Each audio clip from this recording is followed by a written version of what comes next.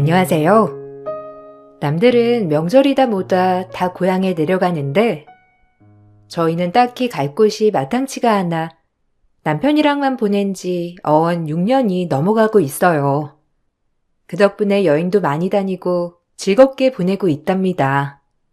제가 왜 이렇게 명절 때만 되면 남들은 시댁이다 친정을 가기 바쁜데 남편과 아이들이랑만 보내는지 그 이유에 대해 써 내려가 볼까 해요. 제가 20살 때 과외하던 학생으로 만나 남편이 대학교 입학을 할 시점에 연인이 되었고 저희는 그렇게 오랜 연애 끝에 결혼을 했어요. 보이는 것과는 다르게 남편에겐 내면의 아픔이 있었고 그 아픔 때문에 오히려 모성애가 발동해서인지 더욱더 좋았답니다. 그래도 든든하게 내 옆에 늘 있어줘서 고마워. 나에게 결핍이 많았는데 그럼에도 불구하고 선택해준 거 잊지 않을 거야. 누구나 결핍은 있지. 그래도 당신은 구김살 없이 자랐고 그 모습이 더 보기 좋아서 좋은 거야. 우리 행복하게 살자. 우리 엄마한테만 잘한다면 나도 정말 당신한테 잘할 거야. 알잖아. 당신은 옆에서 내가 어떻게 살아왔는지 지켜봤으니까. 사실 남편은 재혼 가정이었는데 남편의 형과 어머니는 새어머니와 의붓형이었고 제 시아버지와 남편, 내 식구가 만나 가정을 이루었죠. 제가 가해할 때만 하더라도 새엄마인 걸 전혀 모를 정도로 시어머니는 남편에게 헌신적이었고 너무 좋아 보였어요. 그리고 남편 또한 요즘 사람 같지 않게 본인의 엄마를 각별히 생각하는 효자였는데 부모님이 안 계신 저로서는 그런 모습이 정말 흐뭇했고 이런 남자가 흔치 않다는 걸 알았기 때문에 더더욱 끌리게 된 것도 있었죠. 그리고 남편이 제가 좋다고 쫓아다닐 때 만난 이유 중 하나도 본인 부모님과 형을 애틋이 생각하는 사람이었기 때문에 그런 가정적인 면모가 참 좋았어요. 난 엄마한테 정말 잘해야 해. 형이랑 한 번도 차별을 해본 적이 없거든. 오히려 날 더 두둔하셨고 아껴주셨어. 친엄마가 바람이 나서 집을 나갔잖아. 그 빈자리도 다 지금의 엄마가 채워주신 거고 난 엄마 없었으면 학창시절에 엄청 방황했을 거야. 새어머니인 줄 정말 몰랐어. 그 정도로 친아들처럼 잘해주셨으니까. 나도 은호 씨가 생각하는 것처럼 어머니 잘 모실게. 고마워. 아버지가 안 계셔도 우리 엄마한테 끝까지 잘할 거야. 어려서부터 날 이렇게 키워주시고 헌신해 주신 거니까. 아마 어머님도 은호 씨가 정말 본인 아들 같아서 그러셨을 거야. 그러니까 내가 더 어머님처럼 모실 테니 걱정 마. 남편이 새어머니를 그렇게 특별하게 생각했기 때문에 저 역시 시어머니에게 정말 잘하려고 노력했고 내 어머니다라고 생각하려고 했어요. 하지만 시어머니는 남편이 있을 때와는 정반대로 저를 대하셨고 제가 알던 분이 맞나 싶을 정도로 시어머니는 두 얼굴이었죠. 결혼 전 입시 과외를 했던 제가 결혼을 하고 나서 임신 준비로 일을 쉬고 있었고 그래서 그런지 어머님은 절 참 무시하시더라고요. 남편이 저를 위해 헌신할까 늘 전전긍긍해하는 모습을 보였고 그런 모습을 볼 때마다 시어머님은 제 라이벌 같은 느낌이었어요. 우리 아들보다 나이도 많은 게 일도 안 한다면 도대체 네 매력이 뭔지 모르겠다. 살림을 똑소리나게 잘하는 것도 아니고 가외하랬더니 지보다 2살이나 어린 학생을 꼬셔가지고 연애나 하고 진짜 믿을 사람 없지. 근데 지금 일도 안 해? 요즘이 어떤 세상인데 여자가 집에서 노니? 너 그렇게 좋은 대학 나와서 집에서 노는 것도 안 아깝니? 하여튼 한심하다 한심해. 임신 준비도 잘 안 되고 요새 병원을 다니고 있어서 일하는 시간을 맞추기가 쉽지 않아서요. 저도 놀고 싶진 않은데. 재수씨, 우리 엄마한테 잘해요. 우리 엄마가 솔직히 은호 저렇게 키워줬는데 친엄마보다 더 잘해야지. 그러니까 임신이고 나발이고 솔직히 일하면서 우리 엄마 용돈도 좀 챙겨주고 그러란 말이죠. 제 말이 무슨 뜻인 줄 알죠? 은호 우리 엄마 아니었으면 밥도 못 얻어 먹었을 거예요. 지 엄마 그렇게 집 나가고 애가 얼마나 불쌍하던지. 우리 아니었음 큰일 났어요. 아유, 넌 뭘 그런 얘기를 하니? 들었지? 은호가 나 애틋하게 생각하는 만큼 너도 나한테 잘하라는 거야. 너무 당연한 말이지만.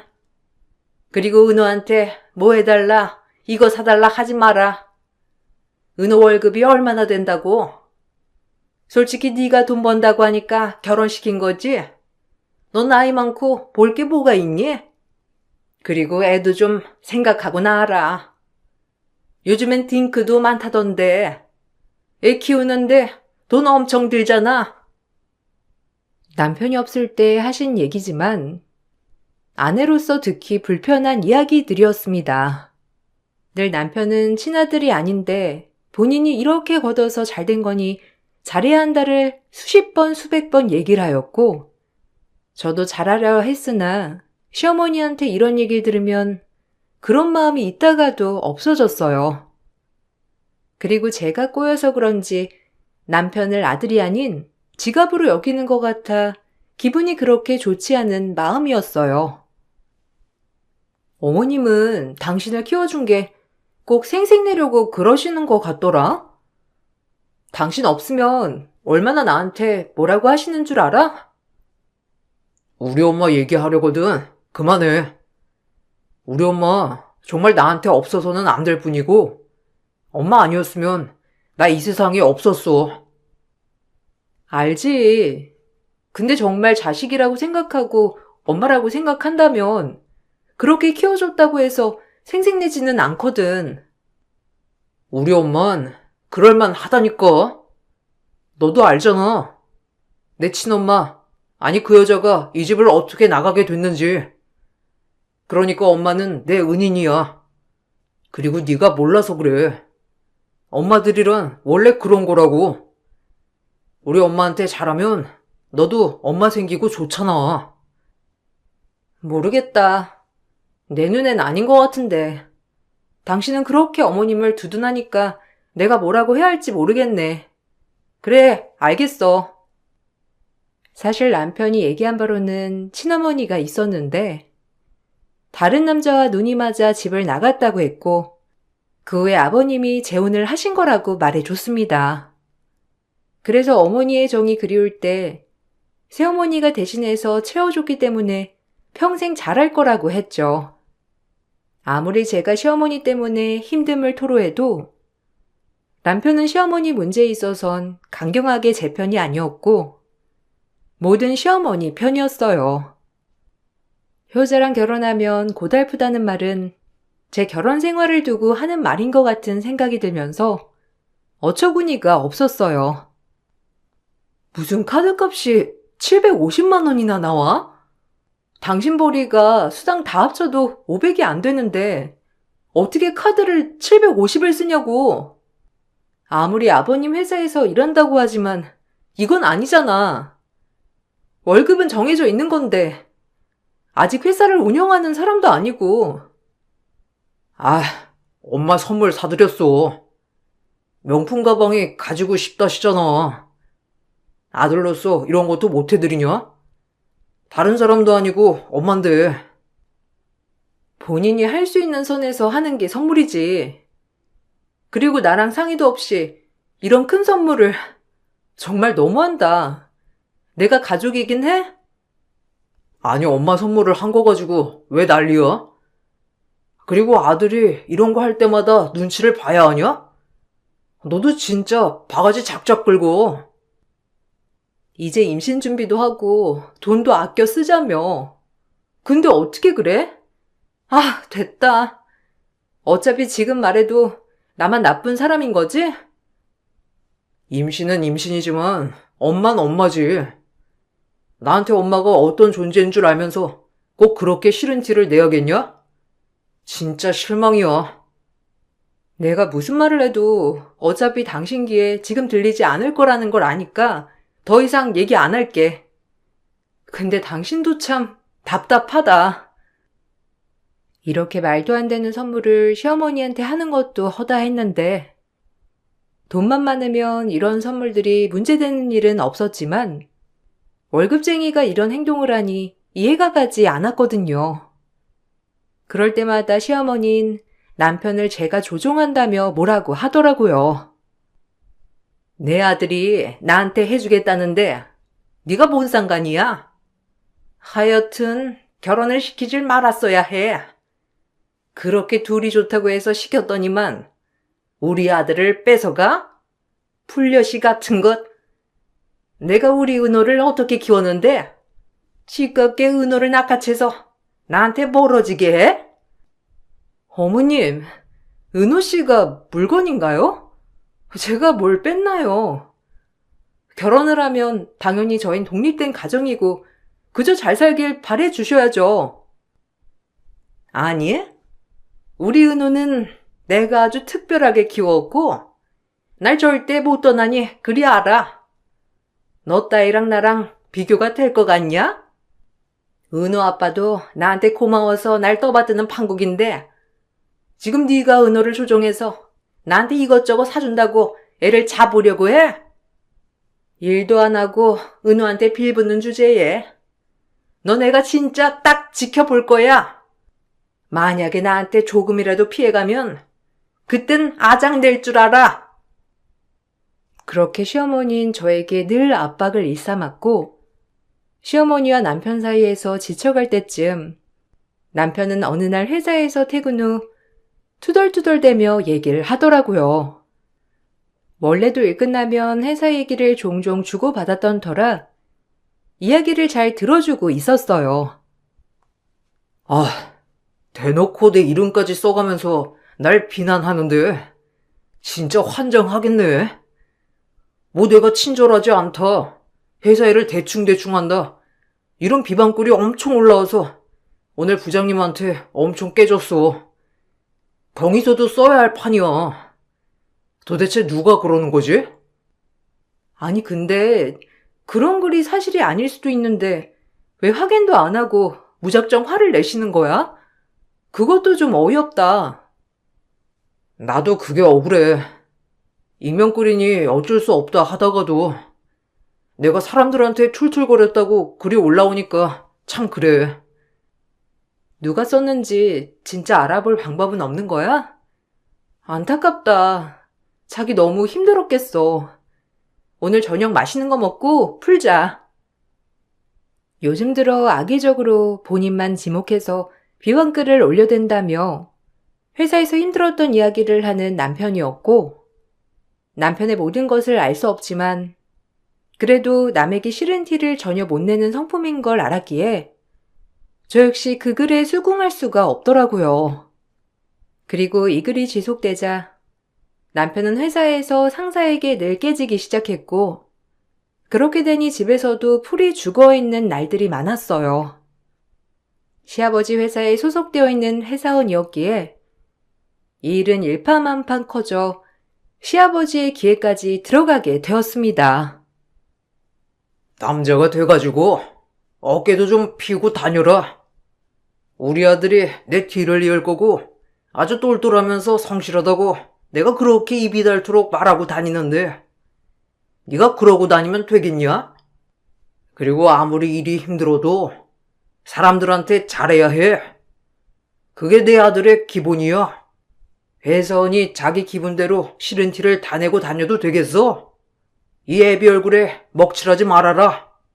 너 그렇게 안 키웠어. 어머, 여보는? 우리 은호가 어디 그럴 애예요? 누가 분명히 오해했겠죠. 은호야, 걱정 마. 엄마는 너 믿으니까. 당신이 애를 저렇게 오냐오냐 하니까 애가 저럴 수도 있는 거예요. 아무리 아들이라고 해도 객관성을 잃으면 안 되는 거지. 어머, 여보가 아들 편 안 들면 누가 드나요? 여보도 진짜? 은호야, 걱정 마. 엄마 네 편이니까. 얼른 이거 맛있게 먹어라. 하여튼 당신은 은호밖에 모른다니까. 너 내에서 물려받고 싶으면 잘해. 알겠어? 난 아들이라고 봐주는 거 없으니까. 늘 성실함과 친절함, 그리고 남에게 손가락 받는 일을 경멸하는 시아버지였기에 남편의 회사에서 벌어진 일을 계기로 남편을 꾸중하였고 역시나 시어머니는 그런 남편을 두둔하며 아버님에게 어필을 하시더라고요. 그럴 때 보면 참 친엄마도 아닌 사람이 저렇게까지 의붓아들을 사랑할 수 있구나 싶은 것이 또 다르게 보인 것도 사실이었어요. 하지만 남편은 그럼에도 아버님이 본인을 비난한 것에 대해 수긍할 수 없다며 말대꾸를 하게 되었고 그 일로 아버님과 남편의 사이가 악화되는 계기가 되었답니다. 애비가 아들한테 뭐라고 했기로쓰니? 그렇게 쌍심지를 켜고 대드냐? 당신이 다 받아주니까 애가 저렇게 된 거 아니야? 왜 엄마한테 뭐라고 하세요? 막말로 아버지가 저 챙긴 적이나 있으세요? 그리고 알아보지도 않고 대뜸 화부터 내시고. 뭐야? 너 지금 애비한테 뭐라고 했어? 내가 말할만 하니까 하는 거지. 지금 머리 컸다고 이 애비한테 대드는 거야? 아유, 여보. 은호도 생각이 있겠죠. 그리고 은호가 오죽했으면 회사에서 그랬겠어요? 그러니까 그러려니 하세요. 우리 은호도 일하다 보면 좀 나태해질 수도 있죠. 은호야, 너도 얼른 아버지한테 죄송하다고 해. 애가 안 하던 짓을 하고 그러네. 제가 뭘 잘못했다고요? 아버지도 그저 저한테 무턱대고 화내신 거 사과하세요. 그럼 저도 사죄 드릴 테니까요. 저 역시 남편의 이런 행동에 깜짝 놀랐고 시아버지도 놀란 기색이었습니다. 그날이 있고 나서 시아버지와 남편은 대면대면하게 지냈고 일이 이렇게 되자 시아버지는 남편을 멀리하며 오히려 시숙을 많이 데리고 다니시더라고요. 아무래도 말 안 듣는 아들보다는 말 잘 듣는 아들이 더 데리고 다니기 편하다고 저 역시도 그렇게 생각이 들었지만 보기에는 마음이 안 좋았죠. 여보, 그래도 우리 민욱이가 참 당신 비를 잘 맞추죠? 민욱이가 얼마나 당신 생각을 하는지. 글쎄 어제는 장례삼을 사가지고 와서 아버지 식사 시간에 한 부리씩 챙겨드린다고 하더라니까요. 내가 진짜 선해서 이 엄마 생각은 하나도 안 하고요. 민우가 네 애미도 챙겨라. 아무리 아빠랑 잘 맞는다고 하지만 엄마도 챙겨야지. 아들이 돼가지고 그래 안 그래? 에이, 엄마는 잘 드시고 다니시는데 아버진 일하시느라 힘드시잖아요. 제가 그거 모를까 봐요? 아버지가 힘을 내셔야 이 가정이 돌아가는 거죠. 아직까지 건강하시니까 더 건강해지셔서 회사에 힘써 주세요. 그거면 전 여한이 없어요. 아유, 여보, 우리 민욱이가 이래요. 당신 건강만 생각한다니깐요. 아유, 엄만 정말 삐지려고 한다. 민욱이 너무해. 엄마도 제가 당연히 챙기죠. 하지만 우리 집 1순위는 아버지, 그리고 어머니예요. 이건 변함없는 사실이기도 하고요. 남편 빼고는 참 행복한 가정처럼 보였는데 오히려 남편이 외톨이 같은 모습이었고 이런 모습이 절 조금 불편하게 했어요. 시간이 지나 남편이 아무리 그래도 아버지에게 사과를 드려야겠다며 어머님께 의논을 하자 어머니는 의외의 말씀을 하셨어요. 항상 가정의 화목을 바란다고 하는 시어머니였지만 의외로 아버님과 남편이 푸는 것을 극구 말리는 시어머니였거든요. 아버지가 그래도 화가 덜 풀리셨어. 조금 나중에 사과드리면 어떨까? 엄마가 가운데서 안 그래도 엄청 애쓰고 있어. 우리 은호가 마음이 얼마나 불편할까? 또 아버지는 얼마나 가슴 아플까? 아유, 내가 잠을 다 못 잔다 요새. 너랑 아버지 때문에. 죄송해요. 곧 엄마 칠순인데 그 전까진 아버지랑 풀어야 하는데 괜히 엄마만 불편하게 해드린 것 같아 죄스럽네요. 아니야. 우리 은호 마음 엄마가 잘 알지. 엄만 진짜 괜찮으니까 아버지한테 천천히 얘기하도록 하자. 엄마가 중간에서 잘할게. 아무래도 지금 얘기하면 불난 집에 부채질 하는 거밖에 더 되니? 내가 아버지 성격을 잘 알잖아. 지금은 때가 아니야. 그래도 아버지한테 그날 대든 게 자꾸 후회가 돼서요. 그냥 제가 아버지한테 따로 말씀드릴까요? 엄마도 난처하시니. 아니? 내가 말하마 내가. 너네 아버지 엄마가 꽉 잡고 있잖아. 내가 알아서 할 거니까 넌 이 일은 신경 쓰지 마. 아버님과 남편이 풀었으면 좋겠다고 했던 어머님이었지만 이상하게도 아버님과의 자리를 마련해주지 않는 어머님이었는데 어머님한테 편견이 있어서 그런지 몰라도 안 좋은 생각이 들게 된 것도 사실이었죠. 그러다 남편은 지방 출장을 가야 한다며 지방으로 내려갔고 그 틈을 타 시어머니는 저를 불러다 집안일을 시키고 온갖 잡심부름을 시키기 시작했어요. 그리고 시숙과 남편 얘기를 하는 것을 우연히 듣게 되었고 이 얘기를 들으면서 계모는 역시 계모구나 라고 생각을 하게 된 계기였죠. 네가 이번에 너네 아버지 눈에 들어야 한다니까. 지금의 은호랑 너네 아버지랑 멀어질 기회라고.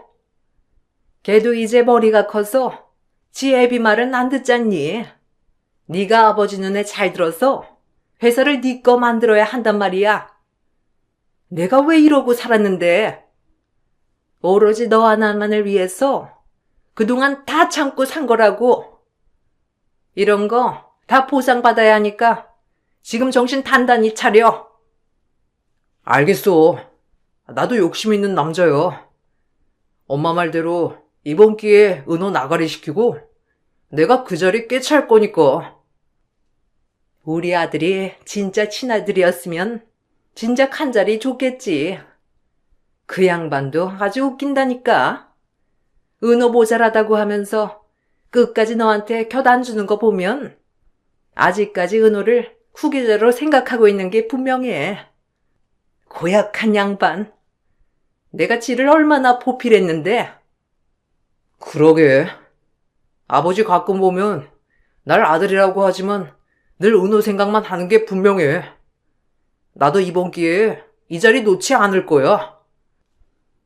남편과 제가 따로 욕심을 가져본 적이 없어서 시어머니와 시숙의 얘기를 듣고 어이가 없었어요. 오히려 남편은 아버님의 회사를 본인이 물려받을 거라고 상상조차 하지 않았던 사람이었고 늘 사업을 꿈꿨던 사람이었기 때문에 잠시 경력을 쌓는 거라고 누누이 말했었거든요. 그럼에도 남편을 경계하는 시어머니가 정말 어이가 없었고 남편이 오면 이 얘기를 다 해줘야겠다고 생각했었습니다. 하지만 남편이 돌아오는 날은 하필이면 시어머니가 칠순을 맞는 생신날이었고 그날 칠순이 끝나고 남편에게 얘기를 해야겠다 생각을 했어요.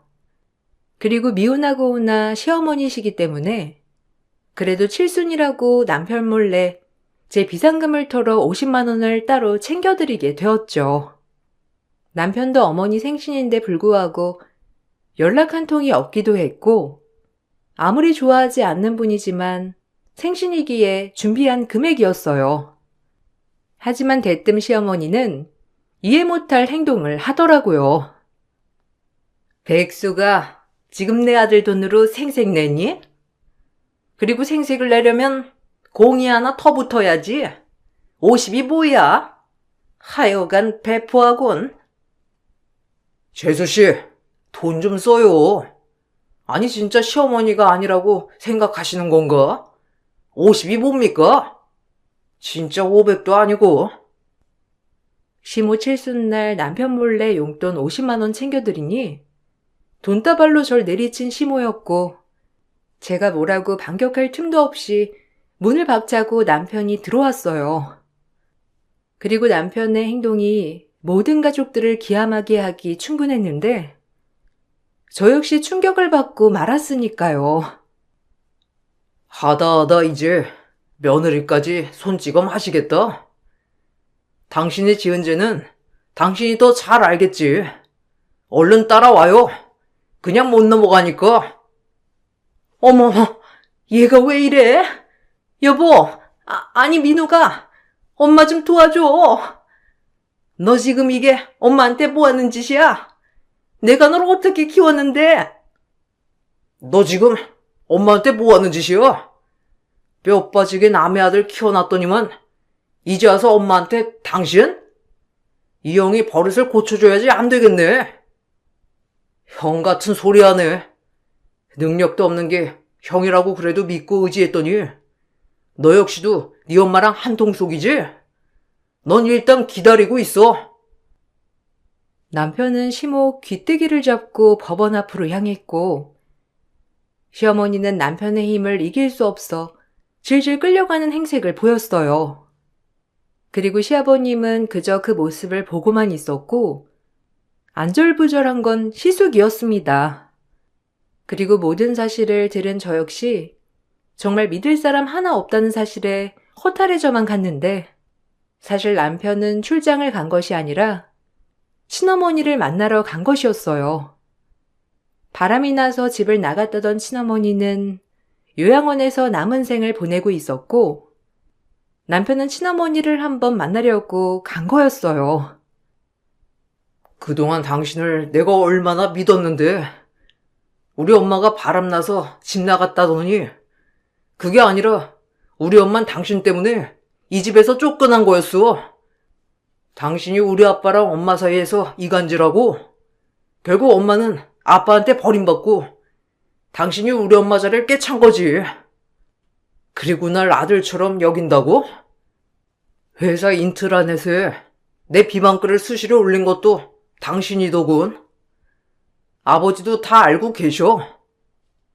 당신 명예훼손으로 고소할 거고 그동안에 날 능멸한 거 절대 용서 못해.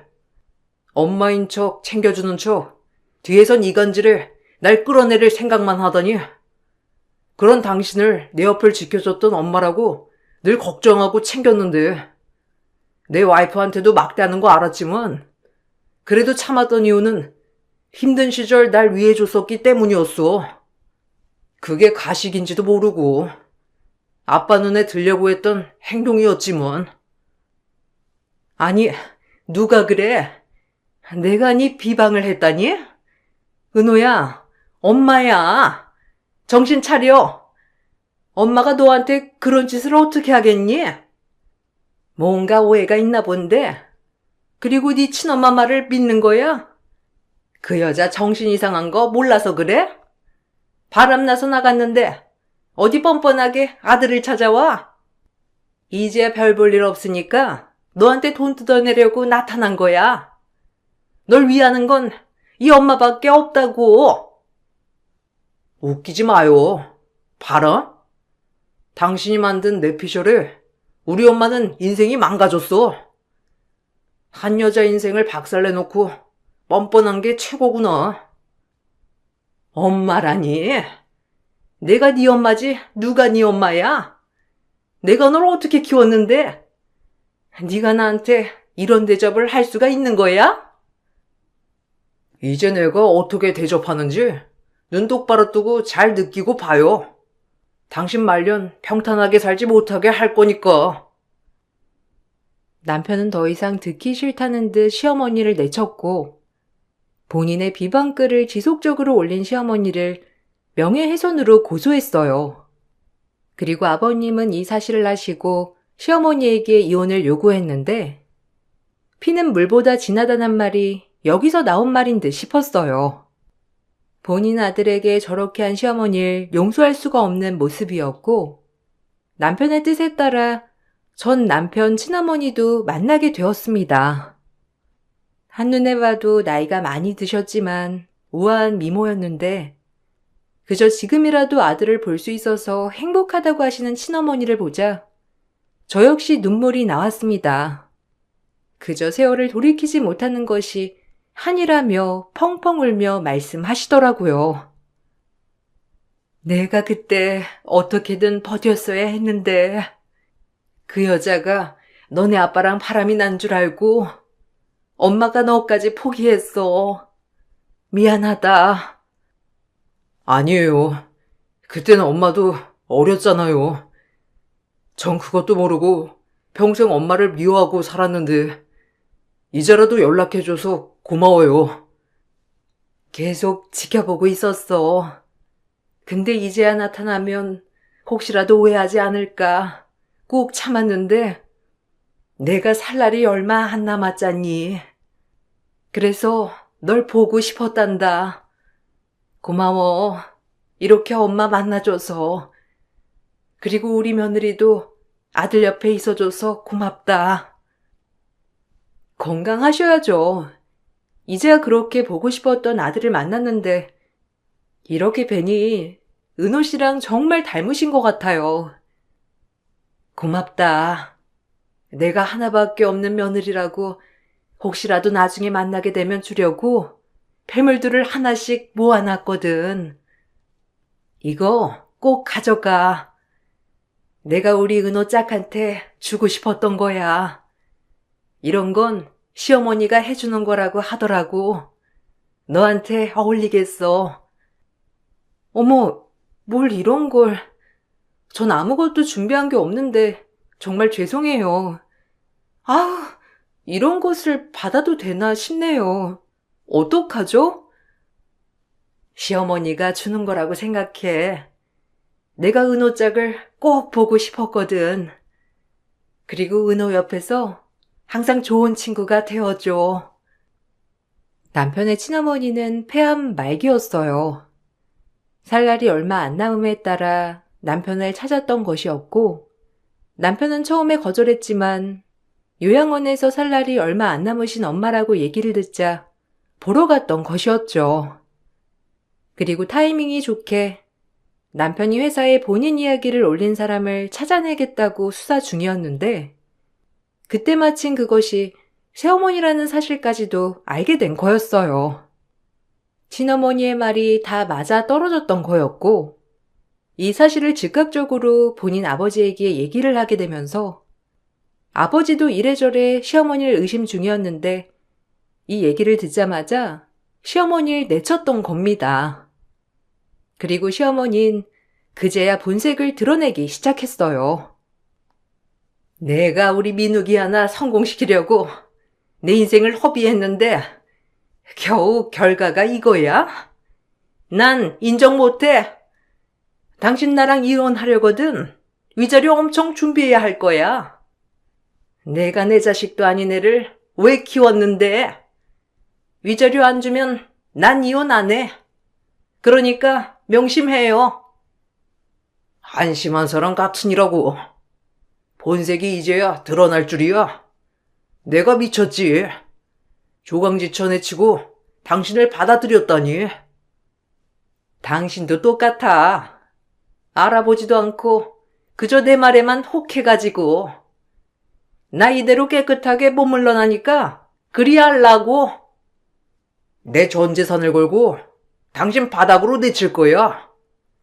우리 집 파탄 낸 거 절대 넘기지 않을 거니까 마음의 준비를 하는 게 좋을 거야. 시어머니는 끝까지 남편에게 미안하단 말은 없었어요. 그리고 이혼 소송을 하기 시작했고 시어머니의 지속적인 남편 비방글 그리고 그 과정에서 밝혀진 건데 아버님 회사에 본인의 사람을 심어놔 차명 계좌를 만들어 비자금까지 만들고 있었죠. 2년 넘게 소송은 진행되었고 결국 시어머니는 남편에게 했던 명예훼손으로 벌금형과 시아버지 회사 재산에 피해를 입히려 했다는 증거를 토대로 위자료를 주어야 했습니다. 뿐만 아니라 횡령이었기 때문에 3년 실형이 떨어졌고 결국 시아버지와 이혼을 하게 되었어요.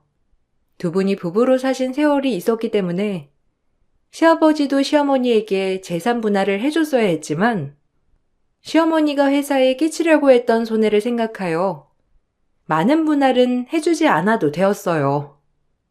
시어머니는 그 재산을 받고 결국 남편과 시아버지에게 위자료를 주어야 했어서 남은 돈은 거의 없었죠. 거짓 인생을 살았던 사람의 최후의 말로라 정말 기쁘더라고요. 그래도 내가 지를 키워줬는데 끝까지 선처를 안 해? 이래서 머리 검은 짐승은 거두지도 말라는 거야. 내 인생 돌려내. 저도 당신한테 농락당했던 세월 다 돌려받고 싶네요. 생각해주는 척 하면서 아버지와 내 사이도 이간질 하려고 하고 당신을 엄마라고 생각했던 게 더 비참해요. 당신 때문에 우리 엄마 인생이 망가졌다는 것만 생각하면 화가 나서 잠도 안 와요. 그 멍청한 여자가 그렇게 산 게 왜 내 탓이야? 누가 멍청하라디? 지 팔자 지가 가꾸고 사는 거지. 왜 남 탓을 해? 그래요. 그렇게 생각하시고 사세요. 감옥에서 반성할 리는 없겠지만 나와서 아마 아무것도 할 수 없을 거예요. 정가 있는 나이 많은 아줌마를 누가 써주겠어요. 그 능력 없는 민욱이 형이 당신을 먹여 살릴 수도 없고 말이죠. 다신 보지 맙시다. 우리 민욱이 건들면 너 가만 안 둘 줄 알아. 내가 그동안 역겹게 네 엄마 행세하면서 버텼던 건 민욱이 때문이니까. 어쩌죠? 그 인간 능력 없는 거 당신도 잘 알잖아요. 아빠한테 버림받고 회사도 잘려서 지금 행방불명 됐어요. 교도소 나와서 아들이나 찾으러 돌아다녀야 할 판국이네요, 당신은. 당신도 가장 사랑하는 사람을 잃었으니 전 그걸로 됐네요. 우리 민욱이가 어째고 저째? 아니 무슨 말이야 그게? 우리 민욱이가 행방불명이라니? 우리 아들 이 추운 날 어디 간 거야? 그건 알아서 생각하시고 성인이 지 밥벌이 알아서 하고 살겠죠. 이제 아버지 후광이 없으니 지가 뭘 할 수 있겠어요? 이번 일을 계기로 본인이 아무것도 할 수 없음을 느낀 시숙은 시어머니가 교도소에 가자마자 행방불명이 되었고 이 사실을 옥에서 들은 시어머니는 절규하였어요. 아마 그 어떤 벌보다도 본인 친아들이 실종됐다는 소식이 가장 큰 벌이었던 거죠. 그렇게 시어머니와의 관계가 끝이 났고 그 과정에서 남편의 친어머니는 돌아가셨습니다. 돌아가시던 순간까지도 남편에게 미안해하는 친어머니를 보고 마음이 너무 아프더라고요. 장례식장에 시아버지가 찾아왔지만 남편은 시아버지도 원망스럽다며 쳐다보질 않았어요.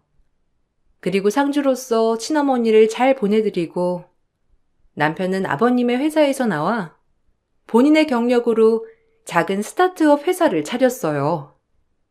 아버님의 전적인 잘못은 아니지만 그래도 아버님마저 원망스럽다고 보고 싶지 않다는 남편의 뜻을 저 역시 따라주기로 했고 아버님도 남편에게 미안한지 남편의 뜻대로 하라고 했습니다. 저와 간간히 연락을 하지만 아직까지 남편은 아버님을 만나고 있지 않아요.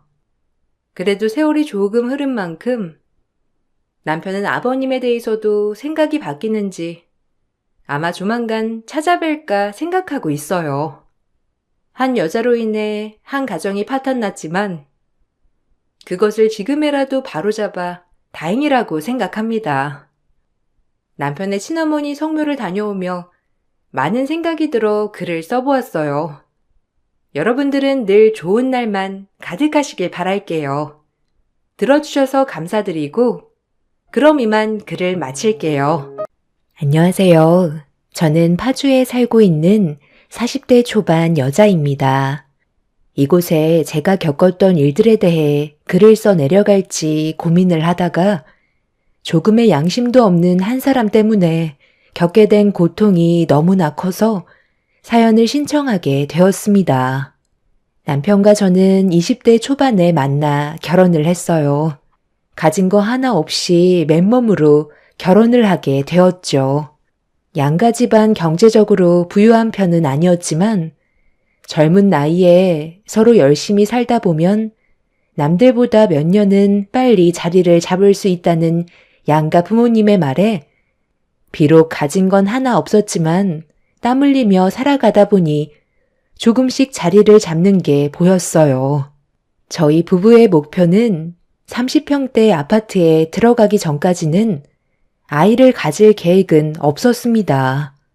불안정한 가정 환경에서 아이가 생기게 된다면 앞으로의 삶에 희망이 없을 것 같아 저희 부부는 10년 동안 아이 생각은 접고 돈만 악착같이 벌기로 했었어요. 짧은 시간은 아니었지만 10년이 지나도 30대 초반이기 때문에 그때 돼서 아이를 가져도 충분하다고 생각했었죠. 그렇게 조금이나마 안정적인 미래를 위해 달리다 보니 10년이라는 시간은 눈 깜짝할 사이에 지나갔고 노력은 배신을 하지 않는다고 열심히 살아온 결과 저희가 목표로 한 30평대 아파트에 들어갈 수 있었어요. 혼자서 생활할 때는 돈을 저축하기보단 제가 하고 싶은 것들을 해왔었지만 그렇게 살아온 시간들이 참 후회되더라고요. 그 돈을 차라리 모았더라면 훨씬 더 빠르게 저희가 세운 목표에 도달할 수 있었겠지만 이미 돈이 없는 상태에서 시작하다 보니 상당히 오랜 시간이 걸렸던 것 같습니다. 수도권은 아니더라도 변두리에 30평대 아파트를 장만하게 되니 너무 뿌듯했었어요. 투룸에서만 지내다가 아파트로 입주하게 되면서 삶의 여유도 생기게 되었고 앞으로 행복한 날들만 펼쳐지게 될 것 같아 한껏 기대에 부풀었었는데 그건 제 착각이었죠. 10년 동안 단 한 번도 거들지 않았던 한 사람이 갑자기 짐을 챙겨 저희 집으로 들어왔습니다. 다름 아닌 시모였죠. 너무 황당해서 말도 제대로 안 나올 정도로 시모의 행동을 이해할 수 없어 멍하니 바라보고 있었는데 저를 보며 웃는 얼굴로 전에 살던 집을 처분했다는 충격적인 말을 꺼내셨어요. 여기서부터 시모와 저와의 관계에 금이 가기 시작했습니다. 그 전까지는 조용히 계셨던 시모가 갑자기 저희 집에 들어온다는 건 이미 오래전부터 생각해둔 계획 같아 보였어요. 못 볼 사람 본 것도 아니고 왜 그렇게 쳐다봐? 갑자기 연락도 없이 찾아와서 많이 놀랐나 봐. 우리 아들이 아직 말 안 했어? 나 오늘부터 너희 집에 들어와서 살기로 했잖아. 그동안 정말 고생 많았다. 나도 지금까지 기다리는데 얼마나 힘들었는지 아니? 다세대 빌라에서만 살다가 신축 아파트에 들어서니 나까지 신분 상승한 것 같은 기분이네. 아직 짐 정리가 덜 끝났구나. 오늘 저녁은 어떻게 할 거니? 나가서 먹을 거야? 아니면 배달시켜 먹을 거니? 이제 아끼면서 살지 않아도 되잖아. 힘들게 달려온 만큼 앞으로 좀 여유 있게 살아도 되겠다. 내 집 마련했으면 끝난 거지. 비록 여기가 수도권이 아니라서 아파트 가격이 많이 오를 것 같지는 않지만 그래도 30평대 아파트에서 사는 게 어디니? 방이 3개니까 나는 어디로 들어가면 되나? 안방은 너희들이 사용할 거니? 아무래도 그렇게 하는 게 좋겠지? 얹혀 사는 입장에 안방까지 차지하면 네가 나를 달갑게 보겠니? 내 아들 들들 볶겠지? 내가 살던 집이 워낙 오래돼서 처분하는데도 얼마나 고생했는지 아니? 집안의 물건 싹 다 폐기시켜버렸다. 어차피 10년 이상 사용했던 물건들이라 전부 다 찌들어서 가지고 올 것들도 없었어. 최근에 산 옷가지들만 가지고 왔는데 앞으로 하나하나 채워 넣으면 되겠지. 방 하나는 앞으로 태어날 나이 방으로 사용할 테니 나는 그 옆방으로 사용하면 되는 거니? 어머님, 지금 이게 뭐 하시는 거예요? 저랑 사전에 어떠한 말도 없으셨잖아요. 저는 그이한테 한마디도 들은 적이 없어요. 무작정 이렇게 밀고 들어오시면 저보고 어떻게 하라는 거예요? 일단 짐 풀지 말고 저기 앉아 계셔 보세요. 그이한테 전화부터 먼저 해봐야 되겠어요. 어머님, 들어가지 말고 기다려 주시라니까요. 시모는 제 말을 무시한 채 무작정 작은 방 문을 열고 짐을 풀었어요. 그런데 방을 한번 둘러보시더니 다시 밖으로 나가셔서 안방문을 활짝 열어 작은 방과 비교를 하셨습니다. 무언가 마음에 들지 않는 듯한 표정을 보이셨고 저는 남편한테 서둘러 전화를 걸었어요. 평소에는 잘 봤던 사람이 그날따라 제가 전화를 몇 통이나 넣었는데도 아무 소식이 없어 발만 구르고 있었죠. 그 사이 시모는 작은 방에 있던 짐을 안방으로 옮기기 시작하셨어요. 너무 놀라 뭐 하시는 거냐고 제가 시모의 팔을 잡자 강하게 뿌리치시면서 침대가 없으면 허리가 아파 잠 한숨 못 잔다고 안방을 사용하시겠다는 말을 하시곤 방문을 잠가 버리셨습니다. 그 사이 남편한테 전화가 왔길래 급하게 받은 뒤 시모가 사시던 집을 처분하고 짐 챙겨서 무작정 집으로 들어와 안방을 차지했다고 하자 남편도 당황스러워 했어요. 뭐라고? 엄마가 지금 우리 집에 있다는 말이야? 내가 그렇게 반대를 했는데 결국 일을 저질렀나 보네. 엄마가 얼마 전에 전화하셔서 나한테 아파트 입주 날이 언제냐고 물어보시길래 우리도 준비하는 기간이 있어서 대충 설명을 드렸거든. 그런데 계속 정확한 날짜를 알고 싶어 하시는 거야.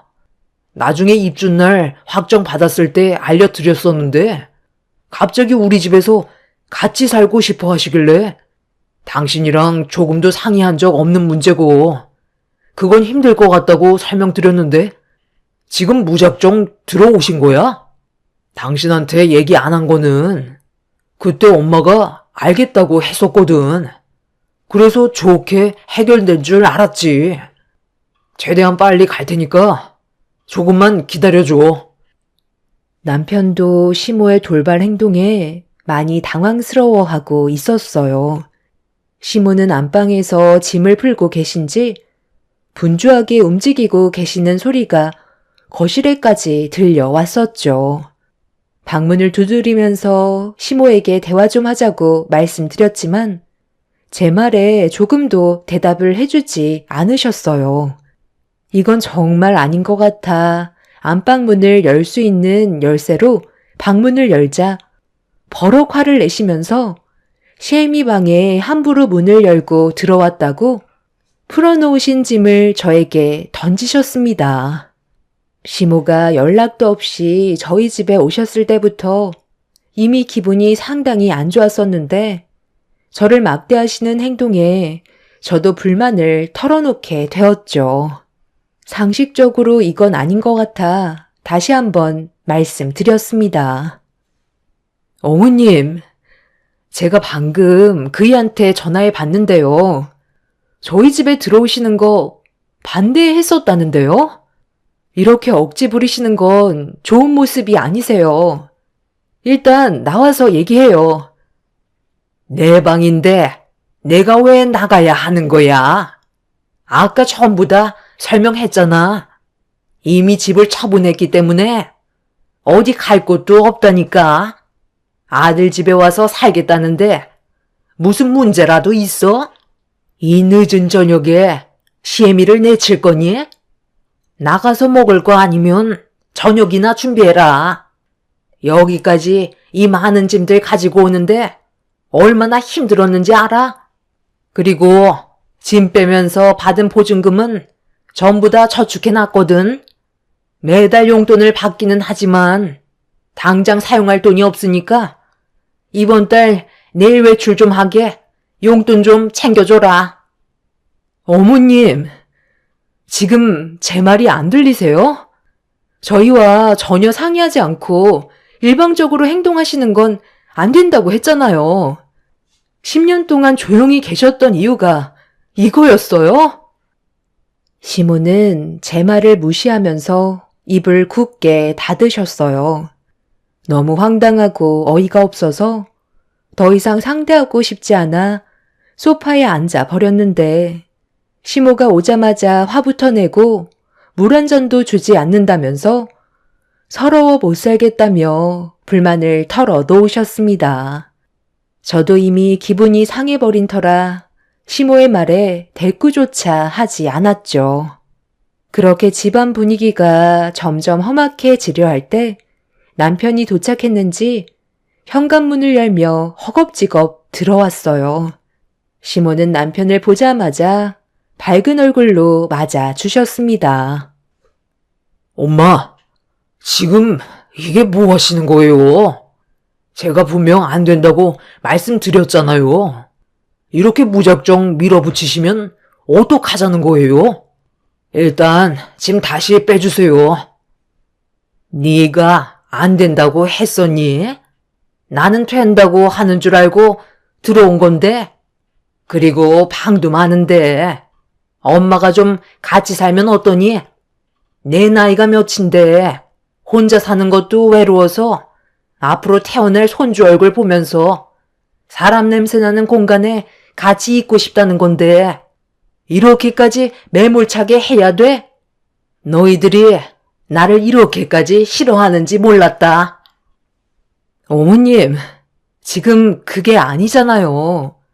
저희와 충분히 상의한 것도 아니고 무작정 일을 벌이셨으니까 그런 건데 왜 저희 입장은 조금도 고려해주지 않으시는 거예요? 이렇게까지 하지 않으면 너희들이 이 집에서 나랑 같이 살자고 했겠니? 애초에 마음도 없었잖아. 그래서 이렇게까지 하지 않으면 들어올 수 없을 것 같아 내 마음대로 움직였다. 어차피 집을 새로 알아보려 해도 시간이 걸리는 거고 어디 갈 곳도 없으니 당분간이라도 같이 지낼 수밖에 없으니까 이제 그만들 해라. 서운한 건 저희 부부인데 시모가 오히려 더 크게 목소리를 높이셨어요. 남편도 당황했는지 할 말을 잃은 상태였죠. 그날 너무 늦은 저녁이라 어쩔 수 없이 시모를 받아줄 수밖에 없었고 좋았던 집안 분위기는 순식간에 싸늘해지고 말았습니다. 저희 부부도 저녁을 먹지 못한 터라 어쩔 수 없이 일단 시모를 모시고 밖에서 저녁 식사를 한 뒤에 집으로 돌아왔어요. 어떻게 할 수 없다는 게 너무 답답했었죠. 이런 상황을 부모님께 설명을 하자 제 말에 많이 놀라셨는지 시모의 행동이 믿기지 않는다며 재차 물어보셨고 심각하게 고민 좀 해봐야 할 것 같다며 주말에 시간 될 때 집에 좀 들르길 원하셨어요. 갑자기 밀고 들어와 안방까지 차지한 시모 때문에 제가 생각했던 인생 계획은 한순간에 무너지고 말았죠. 부모님께서는 저희가 가는 것보다 차라리 시모와 얼굴을 대면하는 게 좋을 것 같다며 다음날 바로 집으로 오셨어요. 부모님께서 심각한 얼굴로 시모를 바라봤지만 오히려 뻔뻔한 표정으로 부모님을 대하고 계셨습니다. 아니, 둘이 잘 살게 놔두시면 되지. 이런 식으로 나오시면 제 딸과 사이가 얼마나 불편하겠어요. 최대한 빠른 시일 내에 다시 집을 알아보셨으면 좋겠네요.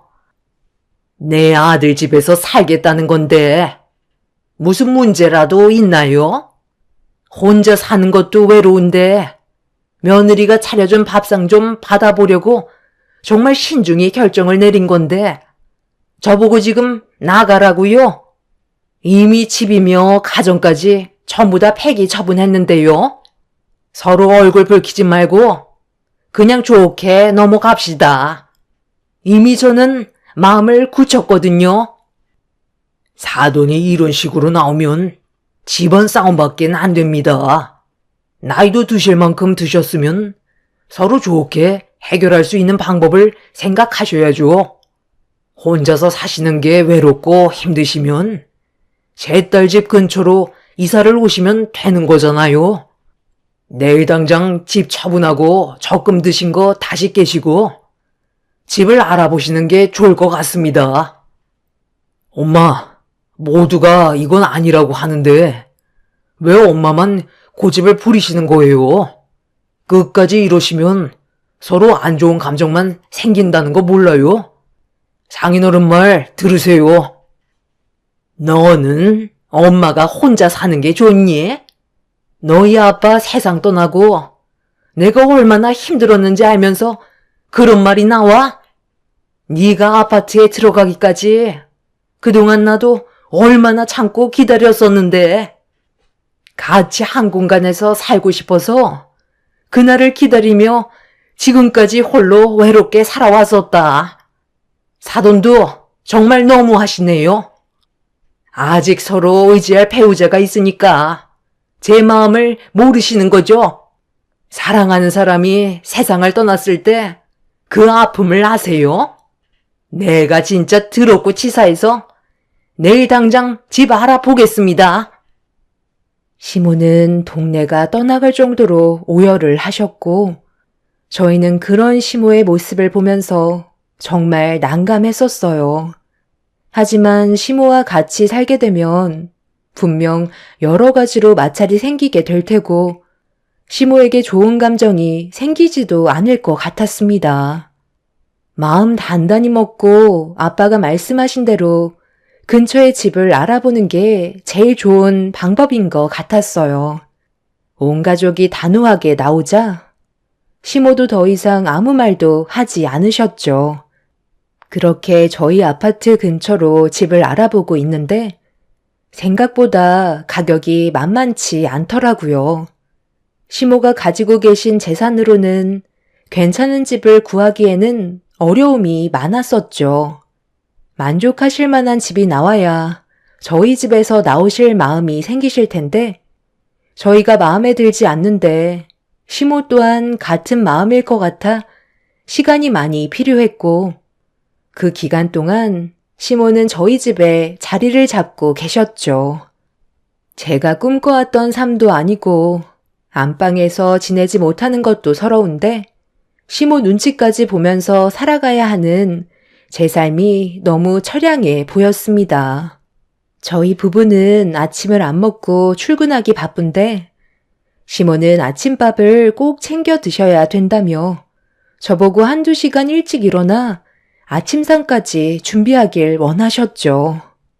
삶의 패턴이 시모가 원하는 방향으로 점점 치우쳤고 저는 우울증 증세까지 오고 말았죠. 부모님께서 제가 정신적으로 너무 힘들어하자 더 이상은 안 될 것 같으셨는지 시모가 가지고 계신 돈에 저희 부모님의 돈까지 합쳐서 그나마 괜찮은 신축 빌라로 알아볼 수 있었어요. 남편은 저희 부모님께 최대한 빨리 갚겠다며 고개를 들지 못했었죠. 문제는 집안이 텅텅 비어서 가전이며 가구까지 싹 다 다시 새 걸로 사들여야만 했어요. 원하는 대로 해주지 않는다면 시모는 저희 집에서 절대 나가지 않겠다고 쐐기를 박으셨죠. 그 모습을 보는데 왠지 일부러 계획해서 일을 저지른 것 같은 느낌이 들 정도로 시모의 행동들에 소름이 돋았습니다. 그렇게 겨우 시모를 내보낸 뒤 다시 정상적인 삶으로 돌아온 저희는 그제서야 한숨 돌릴 수 있었지만 시모의 돌발 행동 때문에 온 가족이 금전적인 손해와 스트레스가 말이 아니었습니다. 용돈까지 꼬박꼬박 받아가시면서 바라시는 건 어찌나 많으시던지 시모가 저희 부부에겐 짐이나 다름없었어요. 남편도 시모 때문에 항상 제 눈치를 보면서 살아왔었고 시모는 시도 때도 없이 저희 집에 드나들면서 주말만 되면 새벽같이 오셔선 배고프다며 재촉하셨죠. 집을 알아봐 드렸는데도 제 삶이 변화된 건 시모가 저희 집에서 나가신 건 외엔 딱히 달라진 건 없었어요. 남편도 시모에게 불만을 털어놨었지만 항상 한 귀로 흘러 들으셨죠. 이런 시간이 지속이 되다 보니 어느새 이게 제 삶인가 보다 생각하며 받아들이게 되었고 그냥 마음을 내려놓고 살았어요. 매번 시모와 얼굴 붉히는 것도 너무 싫었었죠. 그렇게 하루하루 살다 보니 어느새 10년이라는 시간이 또 흘러버렸어요. 그 사이 아이도 낳고 어찌어찌 버티며 지내왔었죠. 그래도 언제나 한결같이 제 옆에서 많은 걸 도와준 남편과 하나뿐인 딸을 보면서 살아갈 수 있었어요. 시모가 정도가 지났을 때는 남편이 중간 역할을 잘해준 덕분에 10년의 시간을 살아올 수 있었지. 남편이 중간 역할을 제대로 못했다면 벌써 이혼하고 각자의 삶으로 돌아갔을지도 모를 만큼 시모는 상식 이하의 행동들을 상당히 많이 보여줬었죠. 그렇게 제 속이 말이 아닌 상태에서 저에게 또 한 번 엄청난 사건이 찾아오게 되었고 그동안 쌓였던 감정들이 터지면서 아무도 말릴 수 없을 만큼 분노가 차오르고 말았습니다. 저희 엄마가 도저히 믿을 수 없는 병에 걸리셨어요. 언제부터인가 등 쪽에 통증이 심하다면서 불편해 하시길래 아빠와 함께 병원에서 검사를 받았었는데 전혀 예상하지 못했던 췌장암 진단을 받게 되었고 이미 통증이 왔을 때는 엄마에게 주어진 시간이 많지 않다는 말을 듣게 되었죠. 병원에서 그 말을 들었을 때 하늘이 무너지는 줄 알았고 도저히 현실을 받아들일 수가 없었어요. 그리고 이 소식을 듣게 된 시모가 병실 문을 열고 조심스럽게 들어왔어요. 거기까지는 크게 상관하지 않았지만 분위기 파악을 못하신 건지 이상한 말을 늘어 놓으셨습니다. 에휴, 그러니까 애초에 마음을 곱게 쓰셨으면 이런 병도 피해가지. 예전에 제가 우리 아들과 같이 살고 싶다고 했을 때 허락해줬으면 얼마나 좋아요? 이게 다 자기 업보인 거예요. 내가 사돈이었으면 바로 허락했었지. 그때 저에게 막말하신 거 후회되시죠? 갈 때 가더라도 뭘 잘못했는지는 알아야 되지 않겠어요? 지금 뭐 하시는 거예요? 저희 엄마가 뭘 잘못했다고 그런 말을 하시는 거죠? 어머님 형편 어려워서 집 구할 돈도 모자라 저희 부모님께서 도움 주신 거 잊으셨어요? 그럼 어머님은 저희 부모님께 뭘 해주셨는데요?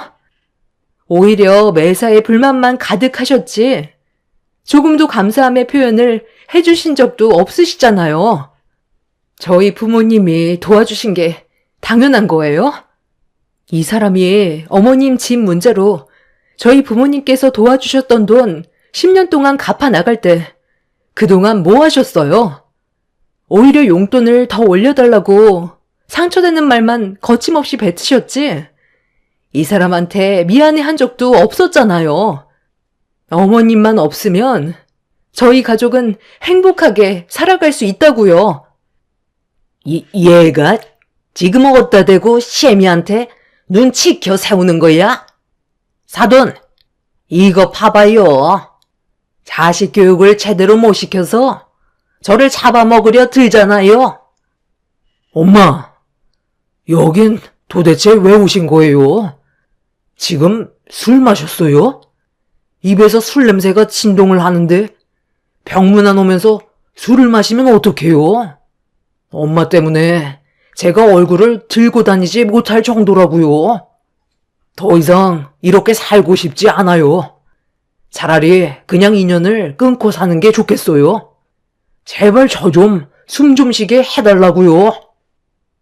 남편은 오열을 하면서 털썩 주저앉아 버렸고 술에 취한 시모는 병실에서 제가 대들었다고 누워 계신 엄마 앞에서 저를 함부로 대하셨어요. 분위기 파악 못하고 손을 올리시려는 시모의 행동에 엄마 옆에서 침묵을 유지하고 계셨던 아빠가 시모의 뒷목을 잡고 병실 밖으로 패대기를 쳐버렸어요. 병원이 떠나갈 정도로 화를 내시자 시모와 몸싸움까지 벌어지게 되었고 병원 관계자분들의 도움으로 시모는 더 이상 병원 안으로 들어올 수 없었습니다. 엄마는 시모의 행동에 상당히 큰 충격을 받으셨는지 결국 몸져 누우셨고 저희 가족은 그날 이후 시모에게 등을 돌렸어요. 어떠한 연락도 받지 않았고 집에 찾아와도 문조차 열어주지 않았습니다.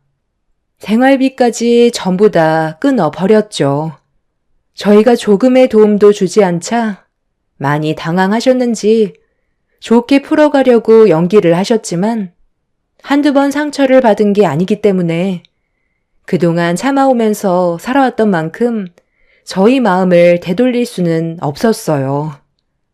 그렇게 시모에게 조금의 도움도 주지 않고 오로지 엄마한테만 신경을 썼지만 엄마는 항암과 약물 치료를 병행하면서 살고자 노력하셨지만 결국 세상을 떠나고 마셨습니다. 엄마의 마지막 모습을 봤을 때 하늘이 무너져 내리는 것 같았고 그동안 못해드렸던 것만 생각이 나 맨정신으로는 버틸 수가 없었어요. 제 옆에 언제나 계실 것 같았던 엄마가 세상을 떠나셨다는 현실을 받아들이기가 힘들었었죠. 아빠는 엄마가 떠나가실 거라는 걸 예상하고 계셨는지 장례를 준비하셨지만 저는 아무것도 할 수가 없었어요. 밝은 얼굴로 저를 바라보고 계신 영정 사진을 보니 눈물이 멈추지 않고 있었습니다. 그렇게 힘든 하루를 겨우 버티며 엄마의 장례를 보내고 있었는데 시모가 또다시 엄마의 장례에 나타났어요. 두 번 다시 보고 싶지 않은 얼굴이었지만 그래도 그날만큼은 소란 피우고 싶지도 않았고 몸의 기력이 전부 다 빠진 상태라 어떠한 말도 섞고 싶지 않았어요. 시모는 저와 아빠에게 조의를 표한 뒤 남편의 안내를 받아 간단하게 식사를 하셨습니다. 저희가 시모에게 어떠한 도움도 안 주고 단호하게 행동을 해서 그런지 일손이 모자란 것들을 조용히 도와주고 계셨어요. 신경은 쓰였지만 엄마의 장례식장에서 돌발 행동은 하지 않을 것 같아 조금은 마음을 내려놓고 있었는데 늦은 새벽 시모와 충격적인 일이 벌어지고 말았습니다. 남편은 제 딸을 재우려고 먼저 집에 들어간 상태였고 아빠는 영정사진 앞에 멍하니 앉아 계셨어요. 저는 하루 종일 눈물을 흘려서 그런지 온몸에 힘이 하나도 없어 휴게실에서 잠깐 몸을 회복시키고 있었죠. 시모는 몇 시간 있다가 남편이 나갈 때 같이 따라 나섰는데 시모가 늦은 새벽에 다시 오셨습니다. 갑자기 왜 오셨는지 여쭤보려 했지만 몸에 힘이 하나도 없어 시모를 쳐다만 보고 있었죠. 엄마의 장례식장 안에 지저분한 것들을 치우고 계시길래 엄마가 병실에 누워 계셨을 때 막말을 하신 거에 대해 마음에 걸리셔서 조금이라도 도와주시려고 그러는 것 같아 시모를 묵묵히 바라만 보다가 저도 모르게 눈을 감았습니다. 아주 잠깐 잠이 들다가 갑자기 눈이 떠져 벽에 걸려있는 시계를 바라보니 1시간 정도를 잠들었더라고요. 아빠는 엄마의 영정사진 앞에서 쪼그린 상태로 잠이 들으셨길래 추워 보이시는 것 같아 담요를 덮어드린 뒤 옆에 앉아 가방 안에 들어있는 핸드폰을 꺼내 엄마와 함께 찍은 사진을 보고 있는데 순간적으로 무언가 느낌이 좋지 않았어요. 분명 가방을 닫아놨었는데 활짝 열려 있었던 거였죠. 그 순간 좀 전까지만 해도 돌아다니셨던 시모가 어디 가셨는지 보이지가 않아 불안한 마음에 가방 안을 뒤져봤는데 충격적이게도 엄마 장례비로 인출해둔 800만 원이 눈 깜짝할 사이에 사라져 버렸습니다. 급한 마음에 관리실로 들어가 저희 쪽 장례식장 안의 상황을 확인해달라고 부탁했어요. 그렇게 1시간 전에 CCTV를 돌려보는 순간 입을 다물지 못했고 떨리는 손으로 시모에게 전화를 걸었습니다. 제 전화를 받지 않길래 남편한테 전화를 했어요. 시모가 제 가방을 뒤져 엄마의 장례비를 모조리 가져갔다고 발을 구르면서 설명을 해 주었죠. 남편은 시모에게 전화를 해보겠다며 저와의 통화를 끊었고 저도 계속해서 시모에게 연락을 시도하자 갑자기 전화를 받으셨어요. 너무 어이가 없고 화가 났던 터라 시모에게 소리를 지르면서 CCTV에 전부 다 찍혔으니 당장 엄마의 장례 비용을 가져오지 않으면 경찰에 신고를 하겠다고 화를 냈습니다. 그런데 시모는 침착한 말투로 저에게 한심하다는 말을 하셨어요. 그러게, 누가 가방 안에 장례비를 넣어놓으래? 너희들이 뭘 하고 있는지 뒤에서 전부 다 지켜보고 있었거든. 그런데 장례식장 앞에 은행에서 현금을 인출하더라. 그리고 가방 안에 집어넣는 것까지 확인했는데 내가 그걸 보고 가만히 있겠어? 마침 생활비가 똑 떨어진 상태였거든. 그리고 나 지금 공항으로 가고 있다. 그냥 생활비로 쓰려고 했는데 요즘 제주도가 가고 싶더라고. 그래서 이 돈으로 제주 1달 살기 하면 괜찮을 것 같아 새벽 비행기로 출발하려고 떠나는 중이다. 이것저것 짐까지 전부 다 챙겼고 거의 다 도착했으니 지금 와봤자 나는 이미 비행기 타고 떠났을 시간이니까 고생하지 말고 사돈 장례나 잘 치러라. 이 돈 없어도 그만 아니야. 어차피 사돈 어른이 장례 비용 납부할 거잖아. 그러니까 내가 이 돈 가지고 갔다고 해서 너무하다고 생각하지 말아라.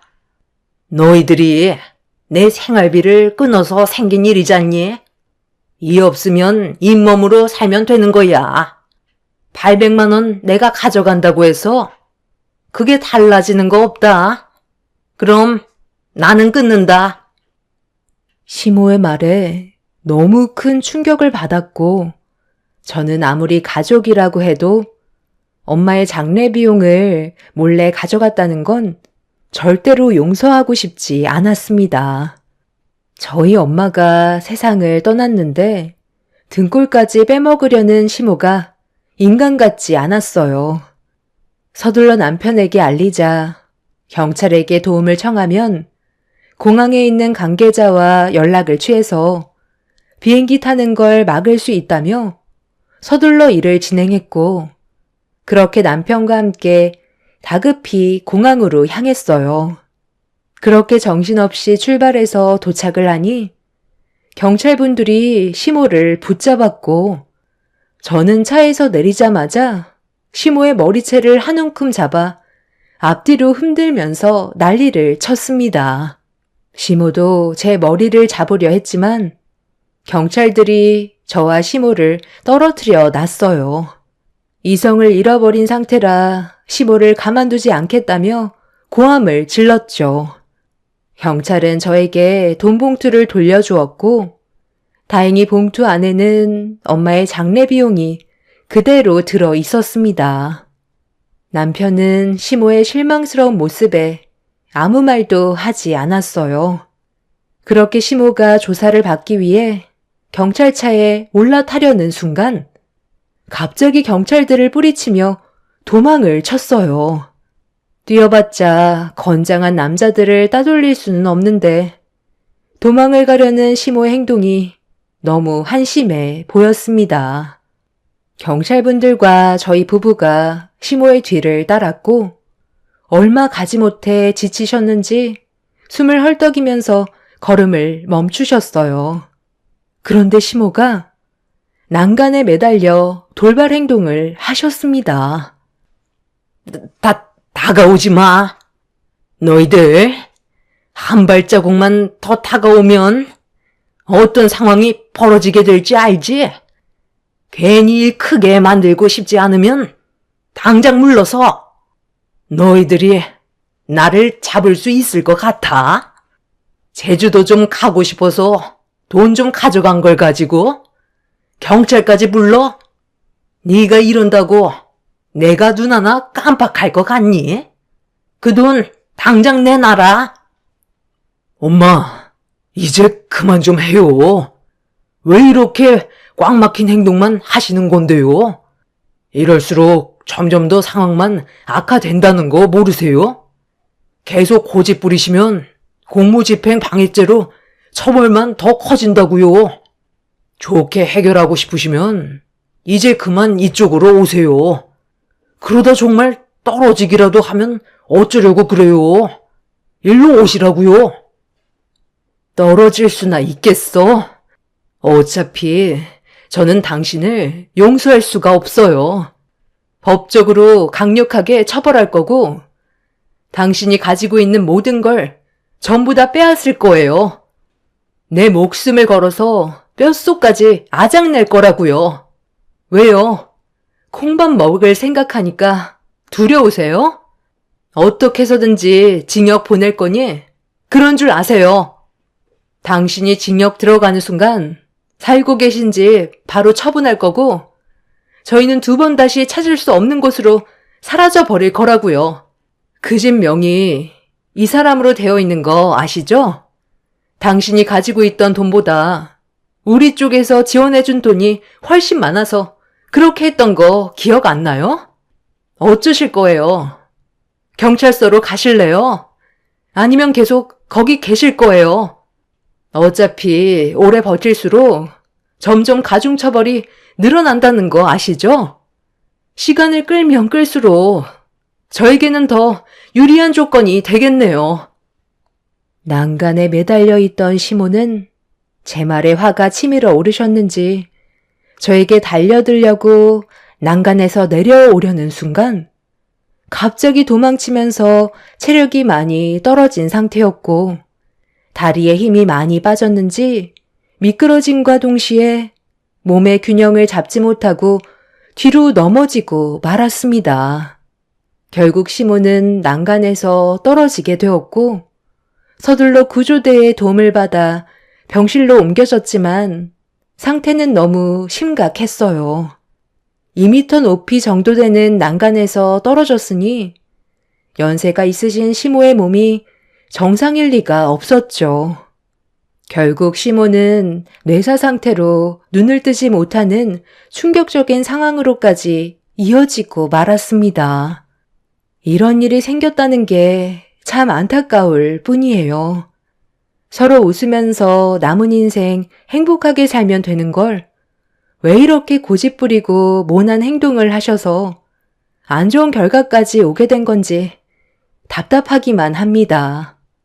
저희 엄마의 장례는 무사히 치렀지만 시모는 아직까지 병실에서 겨우 숨만 붙어 있는 상태로 누워 계세요. 오늘도 병원에 다녀오는 길이었죠.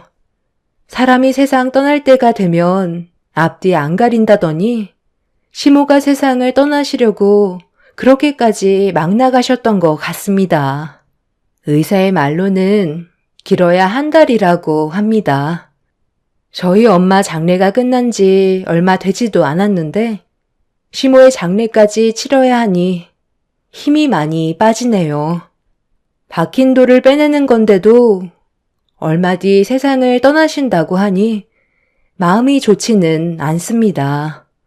이 모든 일이 또 제 탓인 것만 같아 죄책감 또한 밀려오네요.